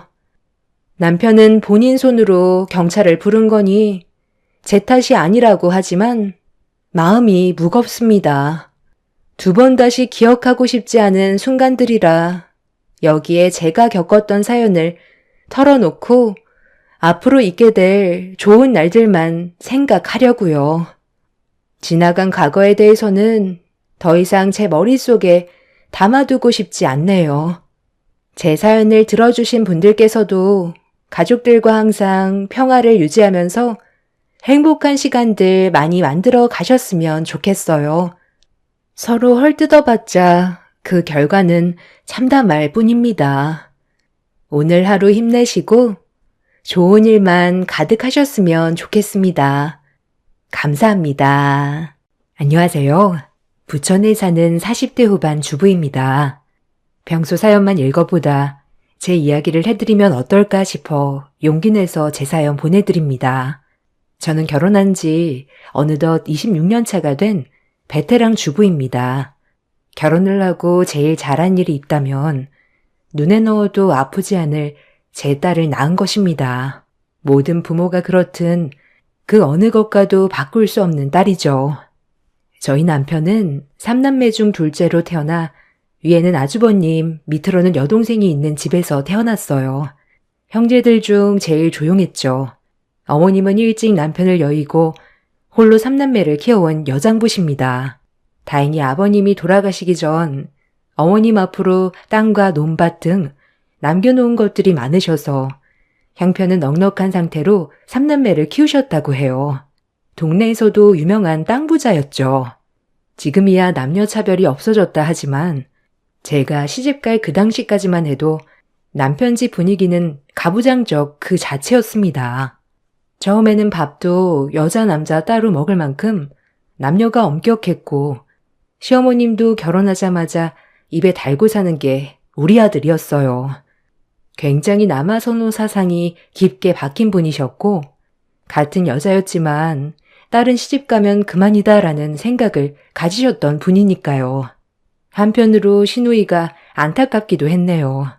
저희 집은 딸만 둘이었지만 사랑을 많이 받고 자라서 처음엔 이해가 안 되기도 했었어요. 분가하기 전까지 온 가족이 모여 살았는데 제가 시집갔을 땐 첫째 형님께서 임신 중이었기에 집안일은 제가 도맡아 했어요. 그럼에도 불만은 없었습니다. 임신 중이니 얼마나 힘들까. 내가 하나라도 도와야지 생각뿐이었어요. 같은 여자니까 더 이해했죠. 형님은 출산하고 어머님이 노래를 부르던 아들을 낳았습니다. 아무래도 첫째 아들의 첫 아들이니 이 집안의 장손이었죠. 온 집안 식구가 경사를 알리며 너무 기뻐했어요. 저도 온 마음을 다해 축하했고요. 형님도 뛸 듯이 기뻐했지만 문제는 그 다음이었어요. 시간이 지나고 저도 임신을 했고 임신을 했지만 장손을 끼고 사는 시어머님 덕분에 손에 물 마를 날이 없었어요.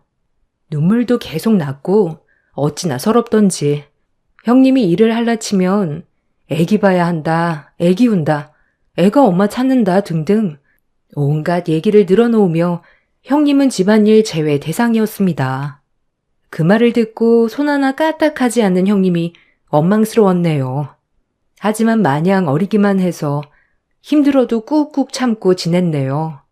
지금 생각해보면 참 순진했던 것 같습니다.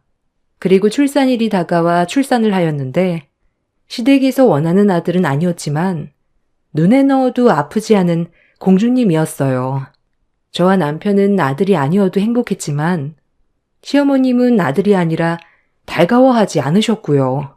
대놓고 장손 조카와 제 딸을 차별하기 시작했습니다. 아들도 못 낳는 것. 지혜미도 옥 닮아. 눈 째진 거 봐라. 난 저래서 쟤한테 정이 전혀 안 간다. 아휴, 여자의 눈이 저래서 어디 되겠니? 순해 보이는 구석이 없어. 어쩜 애비 닮은 모습이라곤 찾아볼 수가 없네.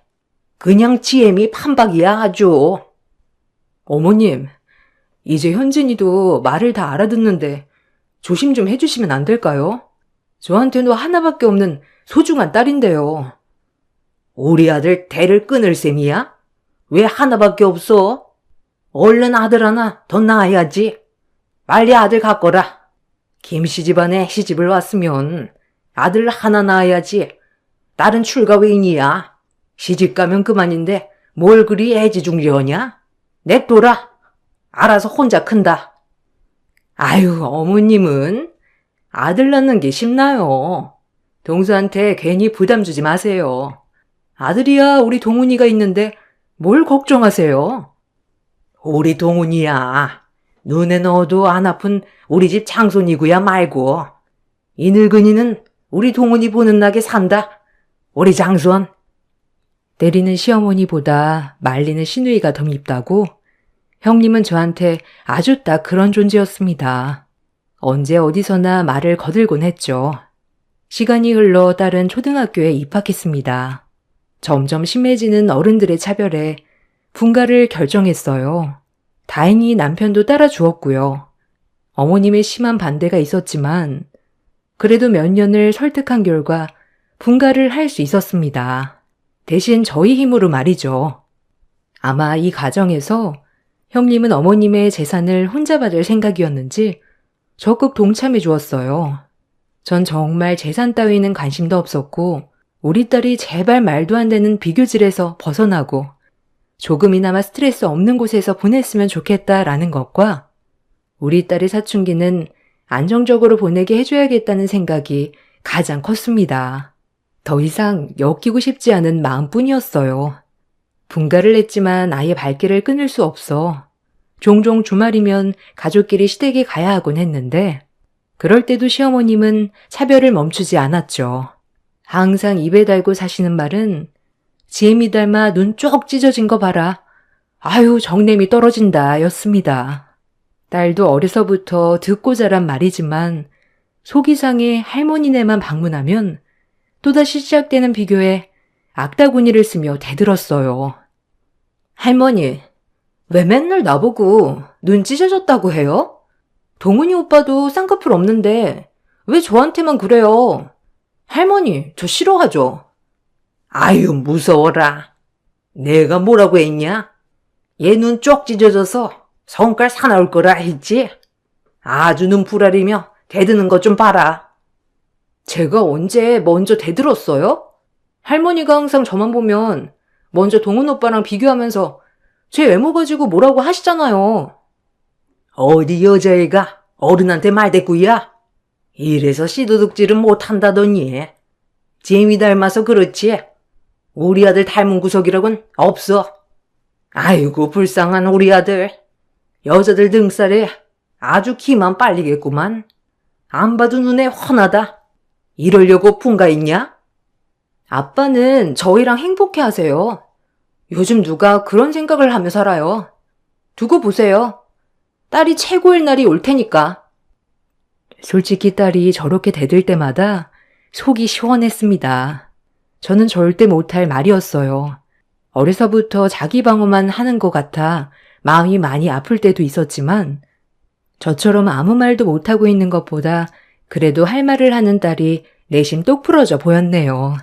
남편은 집에서 다정한 아빠, 다정한 남편이었지만 어머님 앞에서는 효자였기에 어머님이 비교나 그릇된 사상에 대해 반박하는 경우는 거의 없었고 늘 집 가는 길에 저희를 달래주었죠. 집에선 잘하는 남편이었기에 그나마 참고 살았어요. 그렇게 늘 남아선호 사상에 취해 저희에게 상처만 주시던 어머님은 벌을 받으셨는지 급성 신부전증이라는 병에 걸리시고 말았습니다. 갑작스런 신장 기능 악화에 집안은 난리가 났죠. 어머님을 누가 모실 거냐 시작부터 많이 세약해진 어머님을 요양원에 보내자는 등 신우와 형님 댁 저희가 모여 상의하는 날이 잦았죠. 저는 당연히 형님이 모셔야 한다는 쪽으로 얘기를 했습니다. 모든 재산을 탐하시면서 어머님은 모시기 싫고 저희에게 떠넘긴다는 게 말이 안 되는 거였죠. 하지만 형님 댁은 동훈이가 수험생이라는 이유 같지 않은 이유로 어머님을 모실 수 없다고 했고 어머님도 큰 장손에겐 절대 해를 끼칠 수 없다고 했어요. 너무 기가 찼죠. 평생을 신우는 대접 한 번 못 받고 살았고 저 역시 마찬가지였고요. 그런데 저희 아니면 신우가 모셔야겠다니요. 그땐 정말 눈이 돌아 따박따박 형님 댁에 대들었네요. 아마 매일을 참고 살았던 울분이 그날 다 터져 나온 것 같았습니다. 저희 못 모셔요. 딱 잘라 말할게요. 어머님 평생 저희 어떻게 취급하셨는지 보셔서 아시잖아요. 이제서야 저희 집이 평화로워요. 딸도 안정을 많이 찾았고 저 역시 마찬가지고요. 저희는 어머님 못 모십니다. 마찬가지로 재산 상속 바라지도 않아요. 형님 늘 노래를 부르시던 재산 상속 받아가시고 아픈 어머님 모시세요. 장남한테 얼마나 끔찍하세요? 아니 동서, 아니 무슨 말을 그렇게 해? 지금 아픈 어머님을 나한테 등 떠밀겠다는 거야? 그래도 서방님도 자식인데 같이 모셔야지. 나 혼자는 못해. 그리고 우리 아들 지금 수험생인데 어떻게 까탈스러운 어머님을 모시라는 거야? 내가 신경 쓸 게 한두 가지인 줄 알아? 아직 동선에는 현진이가 수험생도 아니고 서방님 다 정하시니 어머님 잘 모시겠지. 아님 고모네로 모시던지.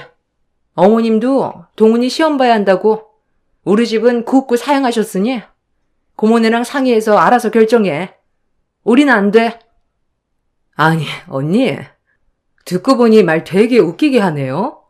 평생 아들 하나 낳아서 엄마 사랑 잔뜩 받고 엄마 가진 재산 땅이며 건물이며 다 언니 찾으라고 노래 안 불렀어요? 저흰 재산이고 뭐고 필요 없어요. 그럼 언니가 모셔야지. 이제 와서 왜 우리한테 엄마를 떠넘겨요? 아니 오빠, 입이 있으면 말 좀 해봐. 지금 내 말이 틀려? 언니 진짜 웃기네요. 저랑 고모 입장이에요. 저흰 절대 못 모시네요. 형님도 그동안 저희가 어떻게 대접받아왔는지 아시잖아요. 재수씨, 좀 진정해요. 일단 엄마가 우리 집보다 재수씨네 집이 더 편하시다고 하시니 엄마 의견도 존중해야 하지 않겠어요? 우리 집은 수험생도 있고 애들 엄마도 이리저리 애 교육 때문에 바빠. 어머니 신경도 못 써드릴 건데. 아, 자기도 무슨 말 좀 해봐. 아주버님, 심하시네요.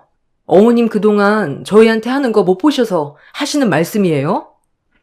남편은 아무 말도 없었습니다. 아마 남편이라면 자기 어머님도 외면하지 못하고 제 말에도 대꾸하지 못하는 남자니까요.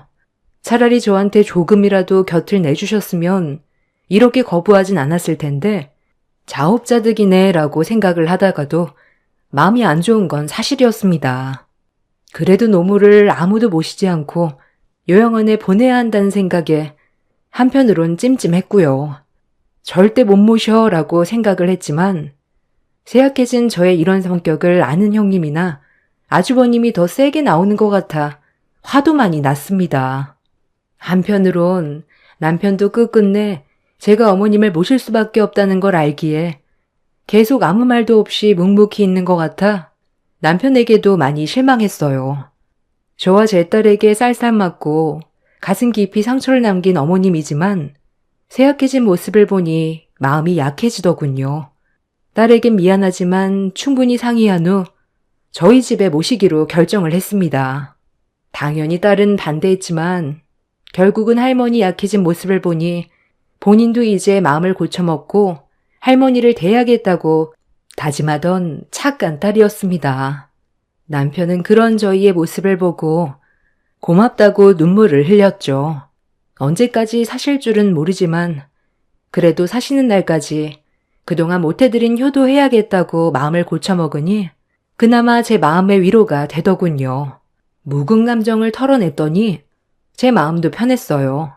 하지만 형님네와는 확실히 해둬야 할 게 있었습니다. 어머님의 재산 문제죠. 재산 때문에 모시는 건 아니지만 그래도 저희가 모시는 만큼 받을 건 받아야겠다고 생각을 했어요. 남편도 이 부분에서는 절대적 동의를 했고요. 그래서 어머님을 모셔야겠다고 다짐하던 날 형님네와 고모네를 불렀어요.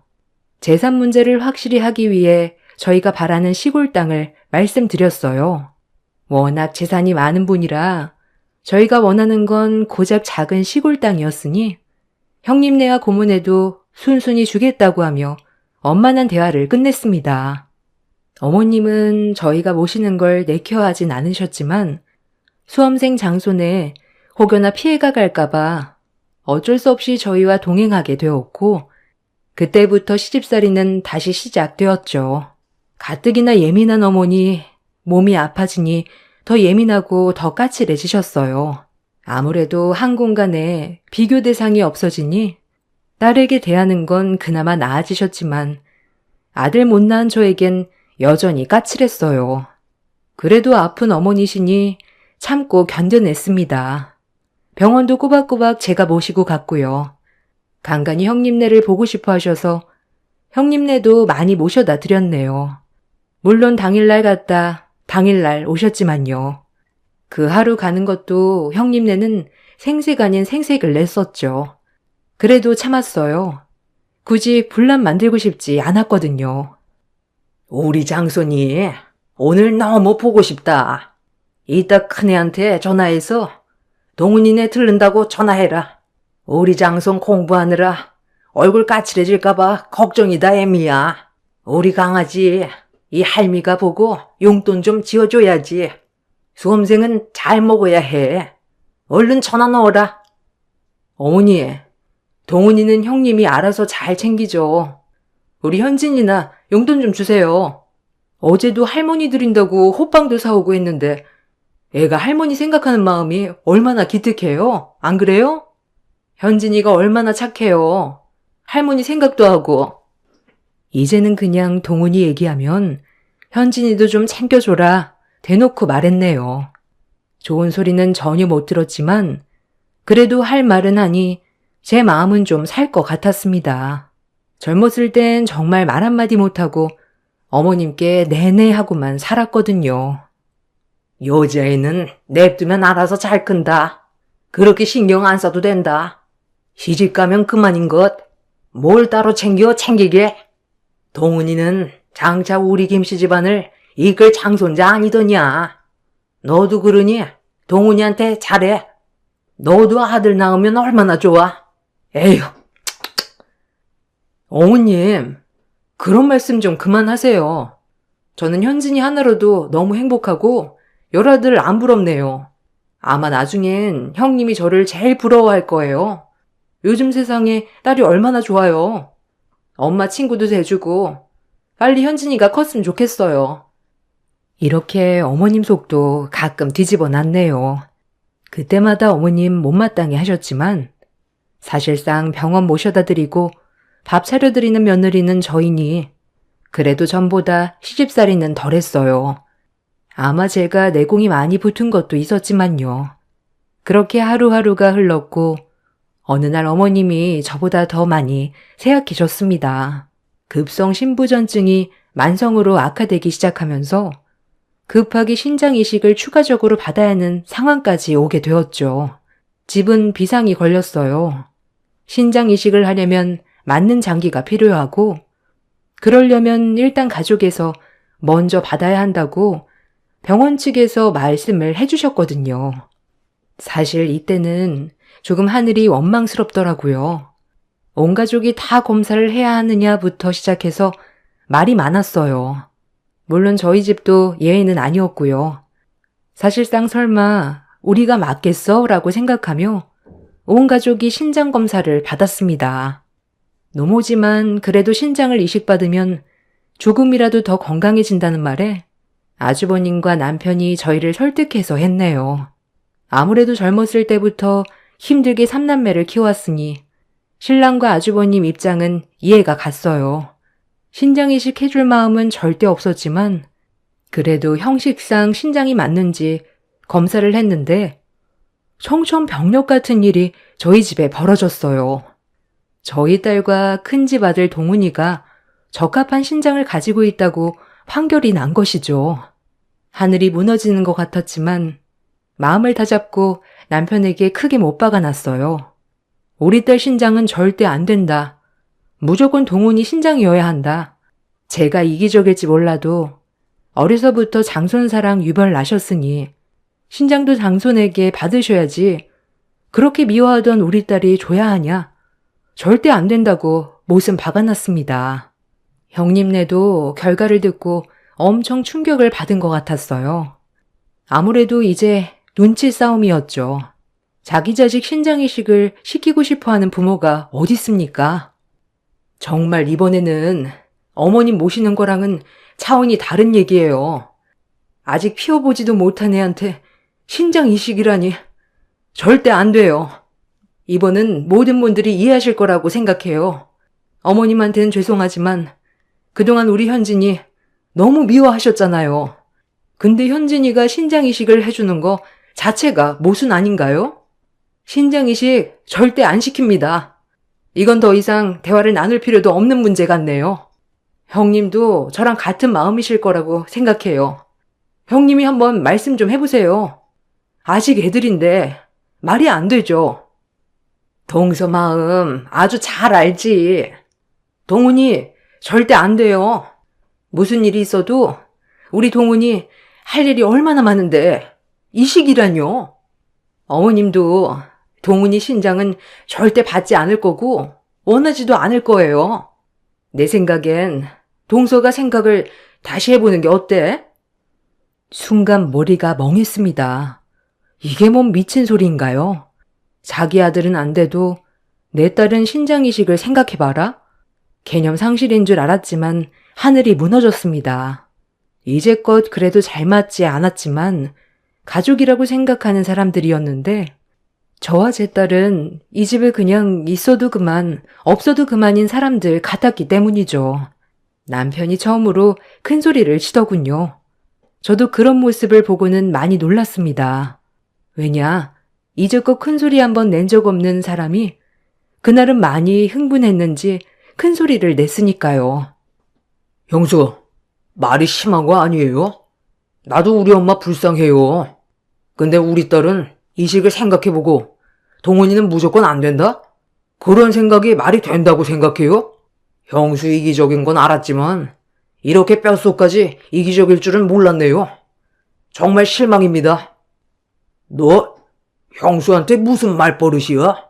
이식을 하라는 것도 아니고 그냥 생각해보라는데 그걸 가지고 지금 네 형수한테 큰 소리를 내야겠어? 너 어디서 배워먹은 말버릇이야? 네 형수는 동훈이가 장차 이 집을 이끌어갈 아들 손주니 이대로 한번 좋은 뜻으로 말한 것 같은데 너랑 재수씨 너무 예민한 거 아니야? 더 이상 이 문제에 화내지 마라. 그놈의 아들. 이 지긋지긋한 집구석 정말 끝을 내고 싶었네요. 처음으로 아들 없는 서름을 느꼈습니다. 우리 현진이가 아들이었다면 쉽게 얘기했을까요? 눈에 넣어도 안 아픈 자식 신장이식을 하는 꼴을 보라는 겁니까? 이 부분에 있어서는 완강히 남편과 저는 같았어요. 어머님께 죄송하지만 앞길이 창창한 우리 딸 신장이식은 하지 않는 걸로 저희는 결론을 지었어요. 하지만 문제는 어머님이 현진이와 동훈이가 신장 적합자라는 걸 아셨고 그 후에 더더욱 현진이에게 신장이식을 강요하는 문제가 발생이 돼요. 집안이 조용할 날이 없었어요. 제 어머니지만 대단했죠. 얘기 들었다. 너랑 동훈이랑 신장이 적합하다는데 넌 이 할미를 두고도 모른 척 할 셈이냐? 내가 의사한테 물어봤다. 신장 하나 없어도 사는데 문제 없다더라. 동훈이랑 너랑 같은 것도 아니고 넌 시집가서 이제 살림만 하면 될 건데. 할머니, 너무 이기적이란 생각 안 드세요? 할머니, 저 언제 한번 무릎에 앉혀주신 적 있으세요? 어떻게 저보고 신장 이식을 해달라고 뻔뻔하게 얘기하실 수 있으세요? 저 정말 서러워요. 참고 이해해보려 해도 할머니 정말 미워요. 어머니, 저 정말 어머니 신장 아픈 거 마음 아프게 생각하고 있어요. 그렇지만 우리 다른 방법을 좀 찾아봐요. 어머님도 자식 있으시니 제 마음 이해하실 거라 생각해요. 제 딸 몸에 칼 대는 거 못 봅니다. 그리고 마찬가지로 제가 신장 이식을 받아야 한다고 하더라도 현진이 신장 절대 못 받고요. 어머니 제 뜻 받아들여 주실 거라 믿어요, 저는. 너는 내가 시집 올 때부터 알아봤다. 아주 글러먹었어. 눈이 째진 게 현진이가 지혜밀 꼭 닮아서 희집가기도 틀려먹었어. 마음을 그렇게 쓰면 되겠니? 늙은 놈어 그냥 방치한다 이 말이냐 지금? 네가 내 아들이랑 살면서 이렇게 호사 누리고 사는 게 누구 덕인데 지금 못하겠다는 말이 나와? 너 내 시골 땅 달라고 했다며? 아주 돈만 아는 것. 속내부터가 틀려먹었지. 어머님 재산 중 제가 어머님 모시기로 하면서 조금이나마 달라고 했던 거 맞고요. 평생 어머님 모시면서 이 정도는 그이랑 저랑은 받아도 된다고 충분히 생각해요. 땅 때문에 어머님 모신 건 아니었지만 제 진심마저 그렇게 생각하신다니 안타깝네요. 닥쳐! 무슨 속셈으로 우리 아들을 깨어낸진 몰라도 넌 처음부터 마음엔 안 들었다. 그러니 지혜미 닮아 저것도 저 모양이지. 시모가 노망이 들린 것도 아니고 가만히 듣자 하니 너무 화가 났어요. 남편도 듣다 화가 났는지 어머님께 소리를 빽 질렀어요. 어머니, 그만하세요. 저 그동안 많이 참았습니다. 처음부터 이 사람 마음에 안 들어 했던 것도, 제 딸 동훈이랑 차별하면서 키웠던 것도, 삼남매 키우면서 동생 영희만 대놓고 차별하실 때도 비겁하게 저 아무 말도 안 하고 어머니 말에 무조건 따랐어요. 신장 이식은 저도 못 시키네요. 어머니가 불효자라고 욕해도 할 말 없어요. 죄송해요, 어머니. 제가 동훈이 설득해 볼게요. 아마 동훈이는 어머니가 애지중지 키운 손자니까 할머니 일이라면 당연히 말려도 해줄 거라 믿어요, 저는. 뭐야? 어디 우리 장손 몸에 칼을 대? 그건 내 눈에 흙이 들어가도 절대 안 된다. 절대. 내 착한 아들 어쩌다 이렇게 됐니? 다 저 여자를 잘못 들여서야. 네가 내 아들 조종해서 나한테 이렇게 말하라고 시켰니? 아들 못 낳는 것 참고 살아줬더니 어디 집안에 분란을 일으켜? 너랑 네 딸이랑만 마음 바꿔 해결하면 될 거 가지고 네가 지금 이 집안을 쑥대밭으로 만들 참이냐? 어이가 없었습니다. 그동안 당했던 모든 일들 중에 제일 참을 수 없을 만큼 폭발이었죠. 그 말을 끝으로 저와 제 딸은 짐을 싸서 친정으로 향했어요. 꼴도 보기 싫었거든요.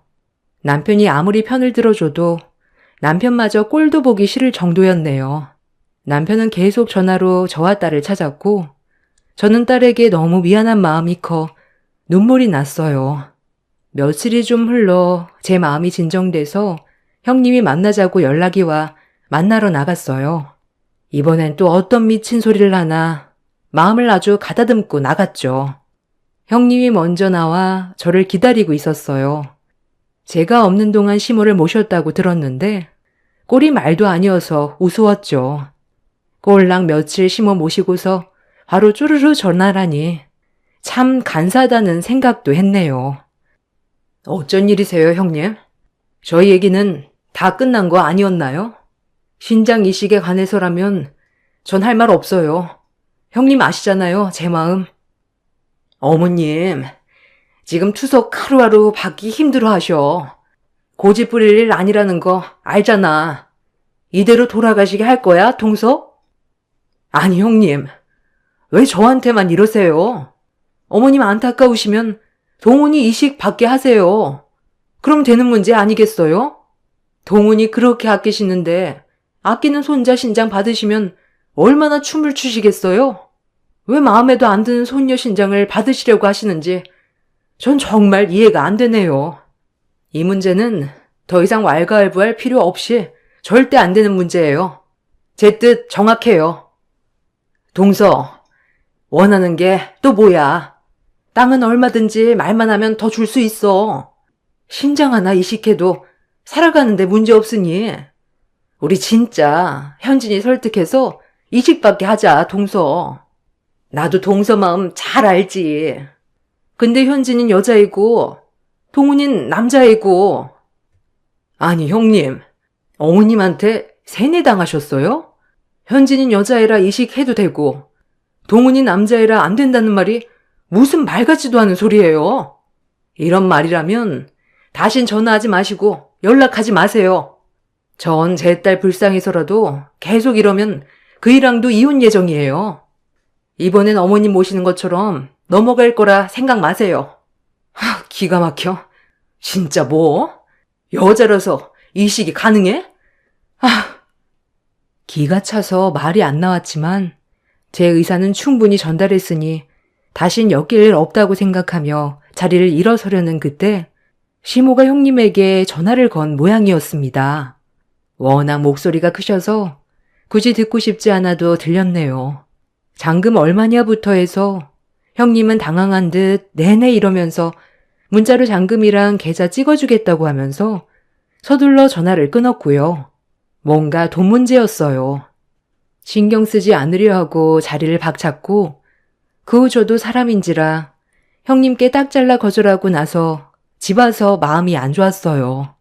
이 시간이면 안 된다는 어머님도 안타깝고 이런 상황이 너무 속상하고 남편도 불쌍하고 딸도 불행하게 한 것 같아 죄스러웠어요. 한참 울고 있던 중 조카 녀석 카카오톡 프로필 사진이 바뀐 걸 알았습니다. 별로 신경도 안 썼는데 그새 20대 초반인 남자애가 카카오톡 프로필 사진에 벤츠차를 구매한 사진을 떡하니 표시해 놓은 것 아니겠어요? 프로필 알림말은 할머니 사랑해요 였고요. 정말 코미디가 따로 없더군요. 신장은 손녀 보고 내놔라 그래놓고 차는 손자에게 사준다니 아까 어머님이 형님에게 전화한 것도 그렇고 어머님이 차를 바꿔줬나 싶어 갑자기 우라통이 치밀더군요. 이제 진짜 끝이구나 싶었고 방금 전까지 집에 와서 울고 있던 제 자신이 정말 바보같이 느껴졌습니다. 제 머릿속엔 이제 그 집이 어떻게 되든지 말든지 신경 쓰고 싶지도 않았고 남편을 사랑하지만 더 이상 불행의 길로 걸을 순 없기에 남편에게 선택하라고 해야 했어요. 저랑 제 딸인지 그 집구석인지 만약 그 집구석을 선택한다면 가차없이 이혼하고 그 집과 손절해야겠다 마음 먹었습니다. 이게 하나뿐인 제 딸과 저를 지키는 유일한 길이니까 이제 더 이상 미루지 말아야겠다 했어요. 남편을 만나 자초지종을 얘기하고 선택하라 했습니다. 남편은 저와 제 딸을 선택했고요. 이제 부모라도 보지 않겠다는 마음으로 저에게 얘기하길래 마음 다잡고 새 식구 행복하게 살자고 했네요. 그런데 그 일이 있고 며칠 안 돼 어머님이 위급하다는 소식이 왔습니다. 남편도 헐레벌떡 나가고 저도 너무 놀래 경황이 없이 딸을 데리고 병원으로 향했고 이 모습이 마지막이구나 싶었어요. 병원에 도착하자마자 벌어지는 광경은 입이 떡 벌어지는 광경이었습니다. 한 차례 위기가 온 어머님은 조금 괜찮아지셨는지 저희 딸에게 옆에 있던 가습기를 내던지며 아주 병실이 떠나가라 호통을 치셨습니다. 제가 보고 있는데도요. 누가 반긴다고? 그 예미의 그 딸이지. 우리 아들 깨어내서 나 등지게 만들고 아주 나쁜 것들. 내가 니들을 용서할 것 같아? 어머니, 고정하세요. 지금 그렇게 무거운 거 드시면 안 돼요. 진정하세요, 어머니. 제가 이래서 안 오겠다는 거예요. 제 딸은 울고만 있었고 너무 놀란 나머지 저도 아무 말도 할 수 없었습니다. 그때 철없는 장손 조카가 들어왔어요. 한 손엔 어머님이 사준 차량키를 들고 들어오는데 제 눈이 거꾸로 뒤집어졌습니다. 이제 마지막이니 못다한 말이나 하자 싶어 아주 세기를 박았네요. 이제 마지막이니 말할게요. 여기 있는 모든 분들, 저희가 당해온 세월 알면서 모른 척 하셨죠? 어머님, 제가 그래도 어머님이라고 조금이라도 마음 아파했던 마음 싹 다 거두고 싶네요. 어머님, 뿌린 대로 거둔 거예요. 그렇게 옛날부터 저 아들 못 낳는다고 못 잡아먹어 하시고 우리 딸 마음 아프게 하신 벌 달게 받으신 거라고요. 알아요? 저 어머님 이제 돌아가셔도 눈 하나 꿈쩍 안 합니다. 절대 안 해요. 어머님 좋아하는 장손 차 바꿔주고 용돈 주고 할 생각에 우리 딸 용돈 한번 챙겨준 적 있어요? 그래놓고 신장이식을 해달라니요. 저 이제 이런 집구석까지도 아는 집이랑 다신 안 엮일 거예요. 그리고 형님, 아주버님, 동훈이 너 그렇게 살지 마세요. 남의 눈에 눈물 내면 언젠간 피눈물 나는 날 올 겁니다. 눈이 한번 돌아가니 저를 주체할 수 없었어요. 그 병실에 있던 모든 물건들을 던져대며 악을 써댔습니다. 삽시간에 병동 경호팀이 올라와 저와 제 딸을 둘러싸고 진정을 시키고 끌어내려 했죠. 병동 경호팀이 올라와 저희를 끌어내려고 하니 이제서야 할 말이 생각났는지 형님이 나서서 또다시 불을 지폈어요. 아주 말도 안 되는 얘기로 병동을 아수라장 만들었죠. 이래서 동서랑 나랑은 안 되는 거야. 어디 교양 없이 병원에서 소리를 질러? 아니, 어머님 모셔서 땅 내놓으라고 할 땐 언제고. 어디 이제 와서 어머님 혼자 모신 것처럼 효법 코스프레야. 아주 웃겨 정말. 아주 독한 것. 어떻게 이식을 못하게 해? 하? 그 말을 끝으로 병동 경호팀이 뜯어 말리는데도 불구하고 형님 머리털을 다 뽑아놓은 것 같네요. 시어머니는 소리소리 지르며 울고불고 난리치시고 가족들도 말리고 아주 한 번 눈이 돌면 못 볼 걸 보여준다는 거 제대로 보여주고 왔습니다. 남편도 처음엔 말리다가 한참 머리털을 뽑자 옷을 주섬주섬 챙기고 딸이랑 함께 집에 가자더군요. 남편한텐 미안했어요. 그래도 하나뿐인 어머님이고 형제인데 그래도 병실을 나와서 남편이 저랑 딸 마음부터 헤아려줘서 좋았네요. 지금은 시어머님과 형님네와는 인연을 끊었지만 고모네랑은 간간히 연락을 하고 삽니다. 결국 시어머님은 이식을 받지 못해 투석받다가 돌아가셨고요. 그날 많이 울었네요. 저랑 제 딸은 빈소에 가지 않았지만 남편은 잠깐 다녀왔고 아예 그 후로 형님네랑은 인연을 끊고 살고 있습니다. 나를 가장 마음 아프게 했던 어머님, 그리고 애증의 어머님, 많이 미워했고 원망했지만 그래도 잠든 그곳에선 편히 계셨으면 좋겠다는 생각뿐입니다. 오늘이 어머님 돌아가신 지 2주기가 되어 생각나서 사연을 남겨봅니다. 여러분들도 저같이 애증의 관계 있으시겠죠? 긴 글 읽어주셔서 감사합니다.